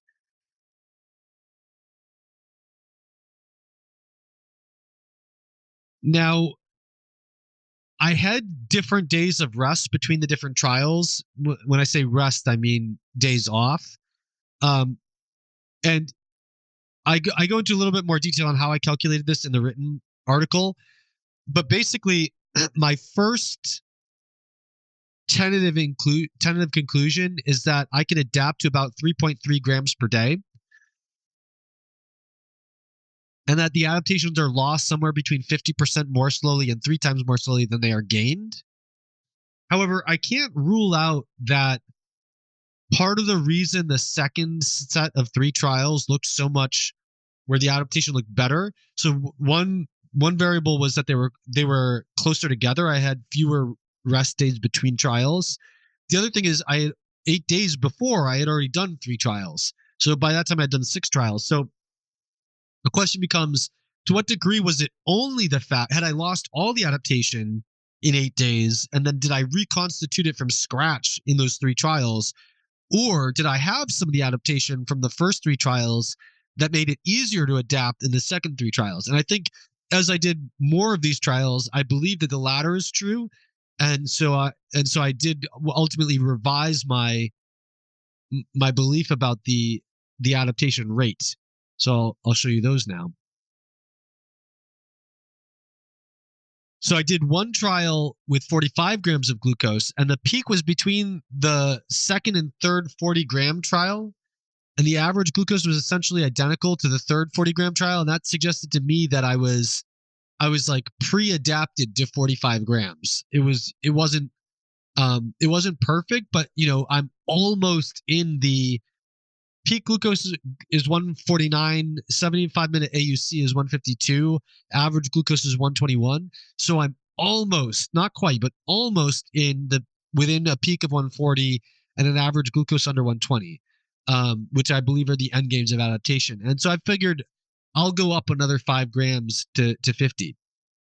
Doing this twice, the first trial in blue had a peak glucose of 163, an AUC, area under the curve, 172, an average of 138. And then boom, second trial right away.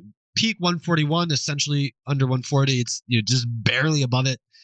AUC 150, average glucose 120. So right at the top of my end game of my putative end game of adaptation. And so when I put all these things together and try to model it, and I go into a little bit more detail in the written version, but it looks to me like I can adapt to increasing bolus doses of glucose at a rate of 2.2 grams per day if the doses are all at once and are spaced on average every other day, and that at least some of that adaptation is lost within 2 to 3 days off for every day of adaptation. So, I mean, to me, that's huge, right? 2.2 grams per day means that after a week, you're adding another 15 grams of glucose. After a month, you can add 60 grams of glucose, and that's all at once, right? So if this is spread across 3 meals, it's probably triple the rate of adaptation, I'm going to guess, because you don't have as much to adapt to. And if you could triple it, that means that it would take you a month to add 180 grams of carbs to your diet and replicate the glycemic response that you had without them, if you have a similar adaptation rate as I do. And I think that's huge, because I mean, think about and this really worries me about people who have CGMs who don't understand this, because I feel like people are going to just run away from their glucose spikes by saying, oh, I don't tolerate blueberries. And so they cut them out. And as they cut out more and more carbs, their glycemic response gets worse and worse because they're losing adaptation. And then they continue to think this is either an intrinsic part of them, or for whatever reason, their glucose response is deteriorating. And the solution to that is to run away from the glucose, when in fact, the solution to it is to embrace the glucose. And I'm not saying that there can be no failure of adaptation. I'm just saying that I believe the healthy response is the adaptation. I'll go into a little bit more detail after I finish my trials. So with all this in mind, I decided to trash my idea of finding a dose of glucose that I could not adapt to. What if I could adapt to any glucose? I'm looking at this and I'm like, what if I just go to all of my calories from dextrose powder and I fully adapt to it? How am I ever going to get this trial done? And so I decided instead to embrace the adaptation and ride the wave of adaptation within my final experimental trial. So what I did was I randomized pairs of increasing doses of glucose. If it took me 2 days to adapt to 5 grams, then each dose would get a glucose alone and a glucose with protein pair, but in random order, and I would be operating slightly behind the adaptation curve the whole time, so that I always had some degree of glycemia that the protein could protect against. Then I would, for these pre-planned reasons, use a paired t-test to compare the two conditions. So I randomized the orders of 4 pairs across the doses of 55, 60, 65, and 70 grams of glucose. I stipulated that each order had to be used twice. However, life intervened to create a 5-day gap between the third and fourth pairs, and I made the executive decision to repeat the 65-gram dose for that pair, figuring I would have lost some of the adaptation. So what I actually did was 1 pair at each dose of 55 and 60 grams and 2 pairs at 65 grams. These were done January 14th through January 27th, 2023. At first glance, I'll show you the data. At first glance, the glucose curves seem to suggest the protein helped a little bit, but not tremendously, because there is this gap at the 30 to 60 minute mark, but it is pretty small. And overall, the glucose line and the glucose with protein line are pretty well tracing each other. Most of the trials obtained a baseline within 90 minutes, but 3 took longer, which is why there's no error bars at the last 2 points. One of the control trials did not return to baseline within 120 minutes, at which point I stopped taking measurements. The reason for the dip and rise in that trial, that's this little tail in the end that rises here, is probably because in that trial I had to run out and run some errands. So I was sitting on the couch, not moving for most of it, but then it was taking so long to return to baseline. I just had things that had to get done. So I had to, because of things in my schedule, I had to go get laundry, the laundromat. So I was walking before this measurement. So that's probably why I dipped. And then when I was sitting waiting, it went back up. So this probably is not like a trend towards going back up. It's probably just an artifact of having been walking around town at this point. So nothing is statistically significant in this. Didn't matter whether I'm looking at AUC, peak glucose, no matter how I manipulated the data into different ways of it, of presenting it or interpreting it, nothing was statistically significant. And so I think this fails to support, I think it very much fails to support my hypothesis that I would see a stronger effect of protein as a result of biotin deficiency. Now, there are some interesting side observations from this trial. So what did protein do to my lactate in the morning? In the first set of trials, it seemed to maybe increase it, nothing statistically significant. In the second set of trials, it seemed to do nothing. There's some dancing up and down around the line. One line is like kind of wrapping around the other. So it's lower at some points, higher at other points, but it's just 40 grams of whey protein with 55 to 60 grams of glucose seems to do nothing to lactate.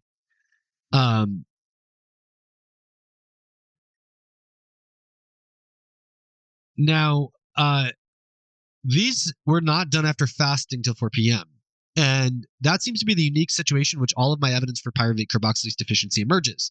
This is when 30 grams of carbohydrate from rice causes 15 minutes of mild paradoxical ketogenesis. This is where lactate paradoxically rises. This is when 30 grams of carbohydrate from rice seems to have a weak trend towards possible suppression of lactate. And this is when mixed meals seem to clearly suppress my lactate, though this observation is not randomized. Whether the protein-glucose interaction would look different after fasting till 4 p.m., unfortunately, cannot be discerned from any of my data. All right, a little bit more interesting side data. So my morning lactate levels rose while repeatedly testing glucose tolerance. This I looked up and is not normal. So if my pre-glucose and my post-glucose values, basically this is showing it by month. So they go up from 0.6 in November to 1.1 in December and 1.2 in January. And December and January are the months of increasing 25 glucose tolerance tests, increasing from 25 grams to my max was 65 grams. If I just pool the lactate, waking lactate before and after intensive glucose tolerance testing, it goes from 0.69 to 1.13. So it increases 64%, and that's statistically significant at p less than 0.0001. From the literature, this seems paradoxical. So my lactate response seems totally abnormal. I found studies that were all in exercise science, but looked at fasting lactate in shifts of high carb to low carb or vice versa diets. lasting 2 days, 4 days, 21 days, or 42 days. My waking lactate rose to the higher level within the first days of using a higher dose glucose. So all of these are well within the adaptation period allowed for. And all of those studies show that fasting lactate does not change.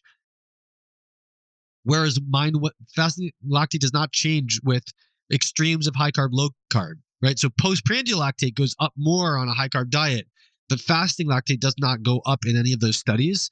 And so I think that reflects poor clearance of lactate due to an impaired malate aspartate shuttle as a result of pyruvate carboxylase impairment, ultimately owing to poor biotin status. I think what's happening is I'm not clearing the lactate from my last meal. Or I'm just not clearing the lactate made even during the fasting state. Either way. Right now, the exact opposite happened by waking glucose. I started the y-axis at 70 to enhance the being able to see the differences, which I think is fair because I'm telling you. But it's also fair just because 70 is sort of like the floor of normal glucose, and 120 is kind of like a very high level of morning fasting glucose. So it was in the 90s before the glucose tolerance testing goes into the 80s during the intensive glucose tolerance testing. If I just pool it, it goes down 6% from 93.1 in my pre-glucose average to 87.8 in my post-glucose average. And this was highly statistically significant at p equals 0.0009 in an unpaired two-tailed t-test. So is this normal? I think it's abnormally healthy. Not the lactate, the glucose. So part of the problem is that trying to look for data to say what's normal is that most data that looks at fasting, looks at fasting glucose in response to low carb and high carb diets is looking at treatment of diabetes or prediabetes or overweight. And so I was only able, during the time that I had to look, and I did try looking comprehensively, I was only able to find 2 studies that looked at the effect of low carb diets on fasting glucose in people who were not overweight and not pre-diabetic or diabetic. And in the first, a randomized trial of 6 weeks on a higher low carb diet in distance runners, fasting glucose was 5.4 milligrams per deciliter higher at the end of the trial on the high carb diet. However, it was not statistically significant. The standard deviation was 8.6 milligrams per deciliter, suggesting the spread could be 17.2 milligrams per deciliter in 95% of a large population. Second study was a randomized trial of 4 weeks of such diets in healthy, young, moderately trained males. The high carb diet led to 13.5 milligrams per deciliter higher fasting glucose. But again, the standard deviation was very high, 29.7 milligrams per deciliter, suggesting the spread could be 59.4 milligrams per deciliter across 95% of a large population. So my response is not average, but I think it is within the normal range, and that a large minority of people respond similarly to me, because remember, the means go up. But remember, if you've got a spread of 20 to 50 milligrams per deciliter in the different people, you've clearly got some people whose glucose is going down on a high carb diet, whose fasting glucose is. And I think this reflects a very healthy insulin response and a very healthy regulation of glucose transporters, hexokinase enzymes, and glycolytic enzymes, which all lead me to be very good at keeping my glucose inside my cells. But the pyruvate carboxylase step is blocked because of the biotin deficiency, so the ultimate fate of glucose is disproportionately go to lactate rather than to be fully burned for energy. So I think that I'm unhealthy compared to the average person with respect to biotin and pyruvate carboxylase, but I think I'm healthier than the average person with respect to insulin signaling and glycolysis overall. And that's why my glucose goes down on a higher carb diet, which reflects, like, what do you think happens when you work out? Your muscles get smaller? Why would that happen? Right? If you can adapt to burning more glucose when you eat more glucose, that is what should constitute health. And that is what is present in me. So despite the fact that I'm looking for all the things that are unhealthy about me, I think I stumbled into this extremely healthy thing about me, which is that my glucose goes down on a high carb diet. The one thing that surprised me was that my morning ketones declined in November instead of December. And so they look very similar to the trend of increased lactate and decreased fasting glucose, except that they start going down earlier, 1 month earlier. And so if I go back into my data, the decrease started around November 6th, which was after my fasting and rice load experiments of October and my randomized controlled trial of fasting versus regular diet in November, where half of the fasting days involved a rice load in the evening. So perhaps the waking ketones were dropping because my fasting days all pushed my food into the evening. So there was greater nighttime insulin response, or because the ketones were more sensitive to the rice loads than the glucose and lactate were, some combination thereof. I don't know. The glucose tolerance test was not without adverse effects. So the most minor one was that once the dose of glucose reached 40 grams, I noticed that, actually, it's not the most minor one. Sorry. The most minor one was that when the dose of glucose reached 65 grams, I had 2 days of loose stools that gradually normalized over the course of several days. I consider it very minor. I do wonder if I should have included salt with the glucose tolerance test like I did with the rice to facilitate glucose absorption. And I wonder if that would have impacted my glycemic response, but that's something I'll never know, because I'm probably never going to do this again, because I had a more significant adverse effect. When the dose of glucose reached 40 grams, I noticed a pimple underneath my beard on the left side of my face. I've never been vulnerable to acne, so I think this is consistent with the insulin hypothesis of acne. Although I cannot rule out that the pantothenic acid hypothesis of acne might be relevant, which is supported by trials of high-dose pantothenic acid and topical dexpanthenol in cases of acne. And if pyruvate carboxylase is deficient, high doses of glucose could lead to acetyl-CoA accumulating and thus to CoA sequestration, temporarily raising the need for pantothenic acid or vitamin B5. So maybe that played a role, but it is a very sort of seemingly simple demonstration of the insulin hypothesis of acne, that too much insulin promotes acne. While I would have regarded that as a minor effect as well, between the third and fourth pairs of my last glucose protein experiment, I shaved my beard and let it regrow. And while it was regrowing, I developed a second pimple on the right side of my face that became infected and turned into a large abscess. And although this went away with a few days of topical clindamycin, it left minor darkening of the skin and an extremely subtle bit of knobby tissue where it started a month later, which I think is gone now. But although there's some residual discoloration, and so that made me feel like that was adverse enough of an effect that I would not run another 25 glucose tolerance test on myself ever again. Now, unbeknownst to me at the time, as I described in the last episode, my biotin status had been in free fall throughout this period, and it bottomed out at the beginning of February when I started biotin supplementation. So I believe the infected pimple was a perfect storm of the following. Number one, either hyperinsulinemia or CoA sequestration from the glucose tolerance tests, making me more vulnerable to acne. Number two, my biotin status reaching a nadir and making me more vulnerable to infection. Number three, shaving my face and making cuts in the area. And number four, my hair regrowing, giving an opportunity for the skin to be disrupted in the area where the pimple arose. And I think that, it was just that perfect storm of all of those things happening at once. So while I think under other circumstances I could have gotten away with the repeated glucose tolerance test without such adverse events, I'm not going to recommend anyone do this at home, and I'll likely never do it again. And if I ever do a similar experiment, I'm going to be more conservative about the glucose dosing and will probably limit my experiment to a few repetitions and to the use of whole foods that have relevance to my actual diet. Now, I will say that it's not just straight up adverse effects that happen, but there were some clear benefits. I mean, apart from the fact that my fasting glucose went down, it's also the case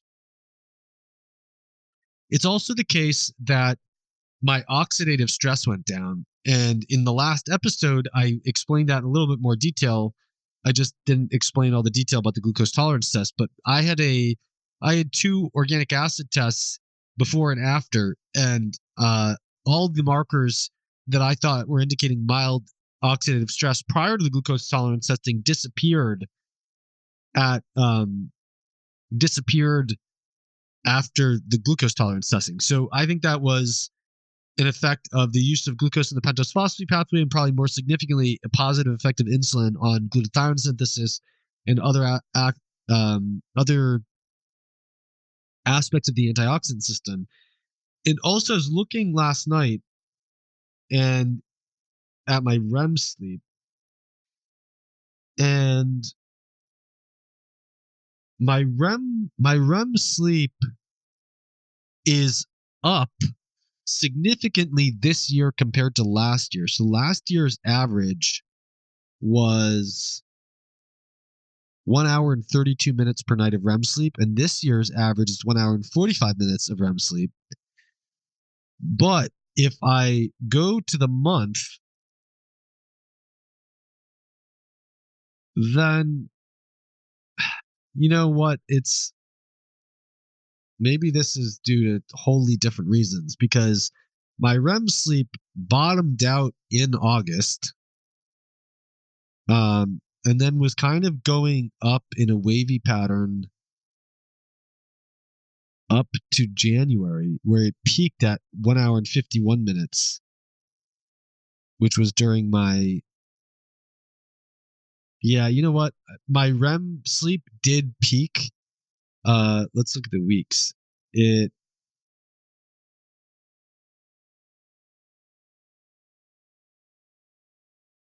did peak in, it peaked at the end of January. Just went straight up until the end of January. And so I guess the glucose tolerance testing does coincide with my REM sleep finishing going up to a peak. And it's still generally higher this year than last year, but I'm not sure what is the cause of that. But anyway, I do think the glucose tolerance testing decreased my oxidative stress. So there's that. So overall, the conclusions from my glucose tolerance testing. My glucose testing clearly fails to support my hypothesis that biotin deficiency would cause glucose intolerance mitigated by protein. While protein might be having a small benefit for my glucose tolerance, it clearly is less than the benefit reported in the literature for healthy adults. However, if I try to integrate this with my review of the existing literature, the major issue seems to be whether the dose of protein is sufficient to match the dose of glucose. In the literature, it seems at least 1 gram of glucose is needed for every 2 grams of carbohydrate. Perhaps in the biotin deficient state, the big difference would be that more protein than this is needed. That might explain why protein seemed effective in minimizing my glucose response to 30 grams of glucose right out of the gate, but was much less effective at neutralizing my response to 55 to 65 grams of glucose. The reason more protein would be needed is because in the person with normal pyruvate carboxylase, they get plenty of oxaloacetate from glucose, and all the protein they get is extra, leading to cataplerotic outflow of citric acid cycle components that amplifies the insulin signal. In the person with impaired pyruvate carboxylase, the protein first has to simply make up for the deficit in oxaloacetate before it can be put to use as an amplification signal. This, to me, remains a wide open question. The main thing I learned from my experiments was instead the rules of adaptation. Number 1, I can adapt to increasing bolus doses of glucose at a rate of 2.2 grams per day if the doses are spaced on an average every other day. Number 2, at least some of that adaptation is lost with every 2 to 3 days off for every 1 day of adaptation.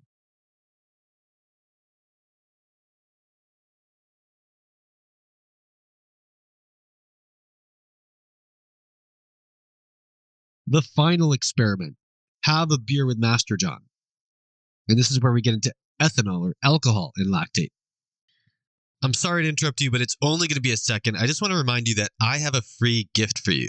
That is my MTHFR Protocol, a 7-page quick guide to optimizing and personalizing your methylation status using foods and supplements.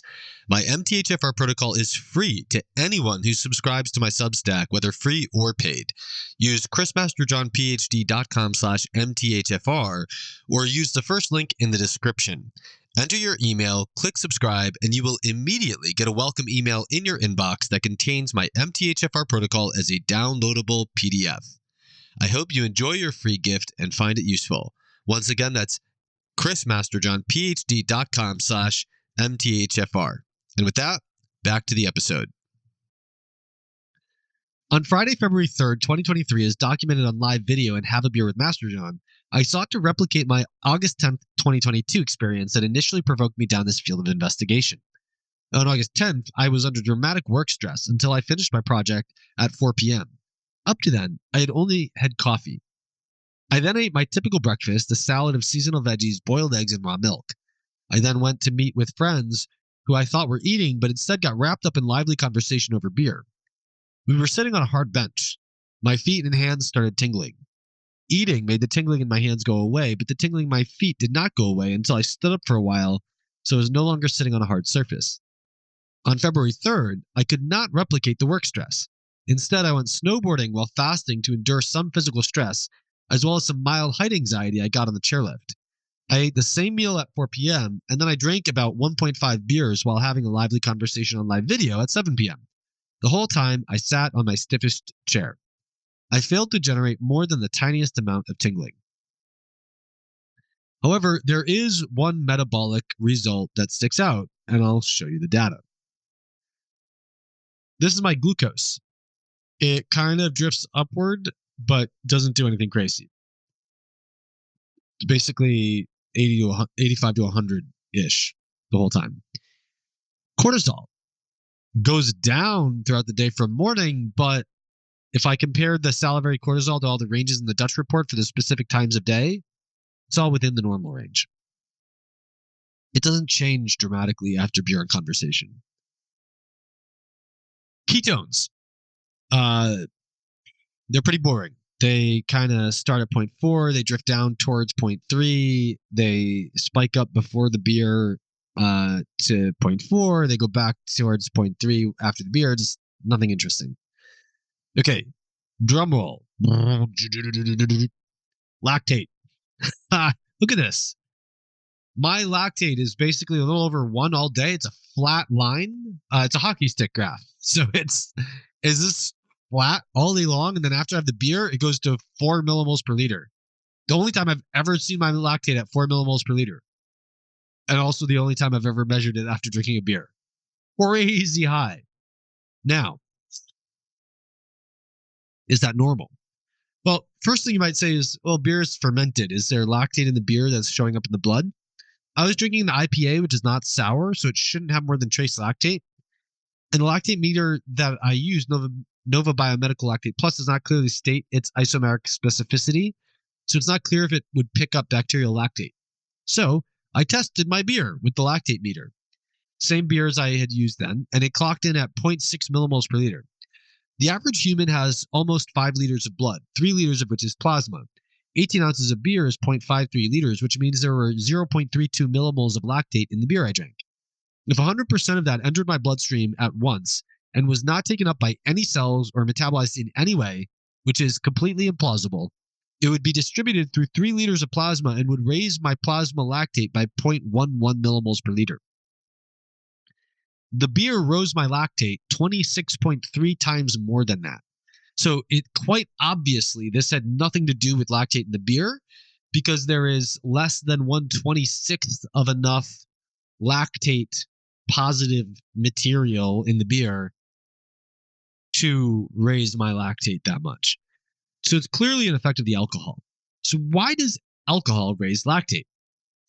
Ethanol is metabolized primarily in the cytosol of the liver, where alcohol dehydrogenase uses NAD+ to oxidize it to acetaldehyde, loading electrons onto NAD+, forming NADH.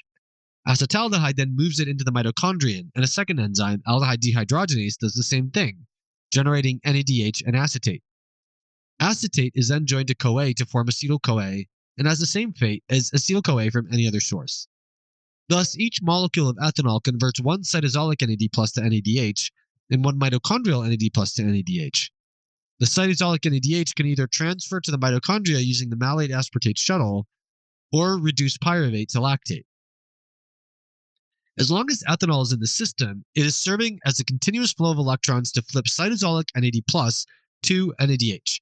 This not only generates lactate, but also prevents the liver from using lactate coming from other tissues, since this lactate would have to be oxidized using NAD+ to be burned for energy.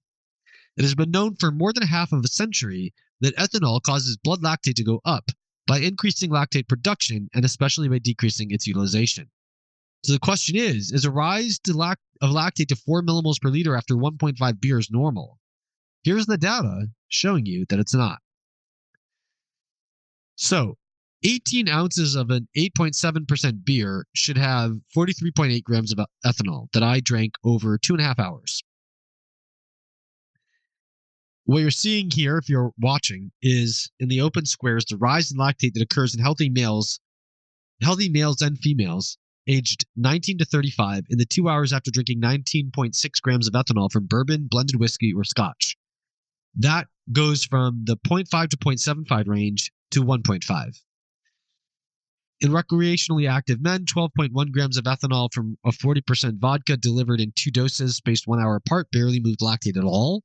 In white men and women in their 20s, 0.5 grams of ethanol per kilogram body weight from a mixture of ethanol and lingonberry juice consumed over 15 minutes increased lactate from 0.52 to 0.83 1.5 hours after intake. If I use my body weight from February 3rd, this would be 35.8 grams of ethanol, very close to the 43.8 grams of ethanol that I estimate I had consumed to bring my lactate to almost 5 times what this study achieved, but it was consumed more than 8 times faster. 8 times faster in the study than I consumed it, right? So they're using about the same amount and drinking it way faster, and their lactate doesn't go up to anywhere near mine. In Japanese men and women, 24 grams of ethanol from a 5% beer consumed over 30 minutes and in some people and up to 2 hours in others drove lactate as high as 2.2 millimoles per liter, though the starting values for lactate were rather high in the range of 1.5 to 1.75. But still hardly more than half of what I developed. The following graph, if you're watching, shows the lactate levels of type 2 diabetics after rest or exercise with or without 0.4 grams of ethanol per kilogram body weight drunk within 15 minutes. The filled black circles represent ethanol alone, and the white open circles represent rest alone. And this is the equivalent of me consuming a total of 28.7 grams of ethanol on February 3rd, but doing it in 15 minutes instead of 2.5 hours. I estimate that I drank 52% more than this, yet the rate at which they drank their ethanol was 6.5 faster than mine. And even though they're diabetic, which itself predisposes to increased lactate production, their lactate does not reach higher than 2.1 millimoles per liter. And the following graph is from what I would consider to be the king of all relevant studies. It shows the effect of ethanol with or without glucose or fructose in males aged 18 to 35. The top line is ethanol alone. The middle line is ethanol with glucose. And the bottom line is ethanol with fructose. The ethanol with or without the sugar was fed in the first 3 hours. This, if you're watching, you see this black square in the x-axis. That black strip represents the time of alcohol consumption. So the ethanol was 1.75 grams per kilogram body weight, and the sugar, if it was used, was 1 gram per kilogram body weight. This is a body weight equivalent of me consuming 125.4 grams of ethanol in 3 hours when I consumed an estimated 43 grams of ethanol over 2.5 hours. Thus, this is 2.9 times the total amount of ethanol I consumed at a consumption rate of 2.4 times greater than mine. Yet the lactate does not rise much above 1.5 millimoles per liter until the 8-hour mark. The sugars prevented it from rising primarily in the 12 to 20 hours after its consumption began, so all this period right here, where it rose close to 3 millimoles per liter without the sugar. So even in the peak, they're not hitting 4, which is what I hit. But the relevant time course, this would be the next morning for me. That's not what I measured it. I measured it at the 2.5 hour mark. So the relevant time course is this period of the consumption of the alcohol, where over here, the lactate doesn't rise much higher than 1.5 millimoles per liter. And so this is despite the fact that they're consuming much more than I was. So 2.9 times the amount of ethanol I consumed over roughly the same time period, which means that they were consuming it 2.4 times faster than me in terms of like grams per ethanol per hour. So no, it is not normal at all for my lactate to go to 4 millimoles per liter because I drank 1.5 of a 8.7 or 8.3 or whatever percent it was beer. So what happened? Well, we can gain a clue from thinking more deeply about the last study. Why did the sugars help prevent the post-ethanol rise in lactate? because ethanol is metabolized to acetyl-CoA but cannot be metabolized to oxaloacetate or to any of the citric acid cycle metabolites that could become oxaloacetate.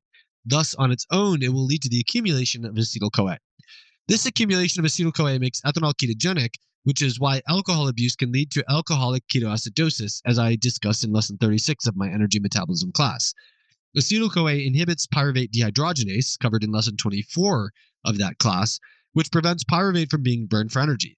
This increases the accumulation of that pyruvate, which allows more and more ethanol to be turned into acetaldehyde, creating more and more NADH, which turns the more and more pyruvate into more and more lactate. Now bring in the sugars. Unlike ethanol, glucose and fructose can generate oxaloacetate through the pyruvate carboxylase reaction. Through the what? The pyruvate carboxylase reaction, the whole thing we've been talking about this entire time.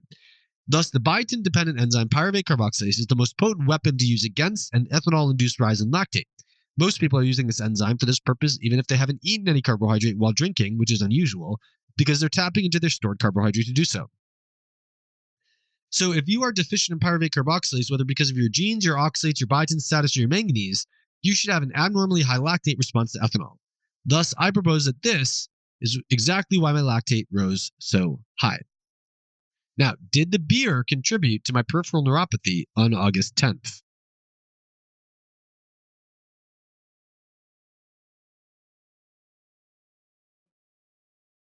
I was unable to provoke more than the most trivial sense of peripheral neuropathy on February 3rd, despite my best efforts.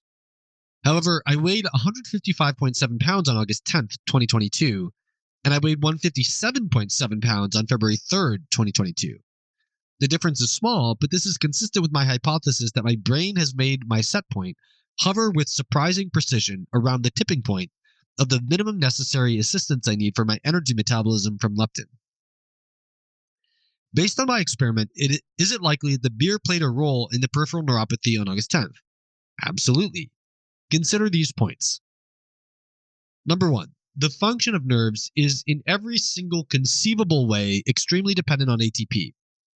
Number two, if my pyruvate carboxylase is deficient because of my biotin status, my ATP production is compromised. Number three, ATP declines in the fasting state, and for me, the decline would be worse. Number four, that ethanol produces such an outsized lactate reaction in me suggests that it plays a proportionally outsized role in sapping my energy metabolism.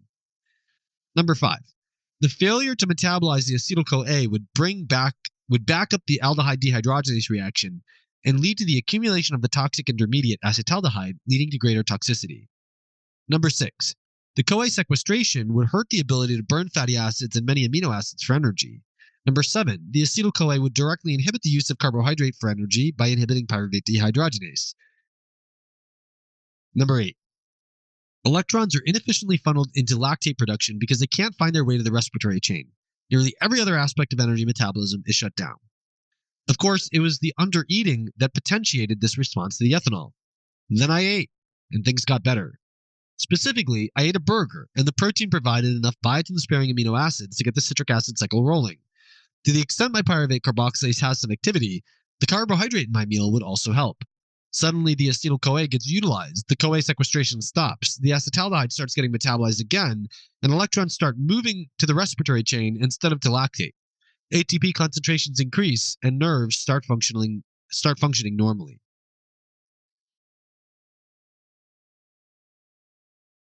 All right, so here is the bottom line. The most abnormal aspects of my metabolism are these. A paradoxical rise in lactate after an 18-hour fast that is paradoxically suppressed by eating mixed meals and might even be mildly suppressed by 30 grams of carbohydrate. Number two, 15 minutes of mild paradoxical postprandial ketogenesis in response to 30 grams of carbohydrate after an 18-hour fast. Number three, alcohol increases my lactate dramatically more than would be expected, at least when I've been undereating. Two less glaring but interesting abnormalities in my metabolism are these. Number one, my levels of ketones seem higher than I would expect for my diet, and they paradoxically increase across the day when I eat normally regularly spaced meals. Number two, the ability of protein to suppress my glycemic response to pure dextrose in water is considerably less than would be expected. These are all consistent with mild pyruvate carboxylase deficiency, secondary at least in part to poor biotin status. This conclusion is corroborated by the data I laid out in Getting to the Bottom of My Health, Biotin and VLCAD. In particular, my biotin status was low and declining throughout this period. As it declined, my aspartate fell from flagged low to undetectable. As it declined, my urinary ketones also shot through the roof until the glucose tolerance test brought them down from insanely high to merely out of range high. Finally, my urinary ketone ratio was highly oxidized, as would be expected from pyruvate carboxylase deficiency, leading to an excess of mitochondrial NAD+ and a deficiency of mitochondrial NADH. I've revised my hypothesis about biotin and glucose tolerance. I no longer believe that biotin deficiency will make protein become obviously protective against glucose tolerance. Rather, my current hypothesis is that biotin deficiency causes a partial loss of this effect that makes a greater amount of protein required to show it. Normally, this effect requires at least 1 gram of protein for every 2 grams of carbohydrate.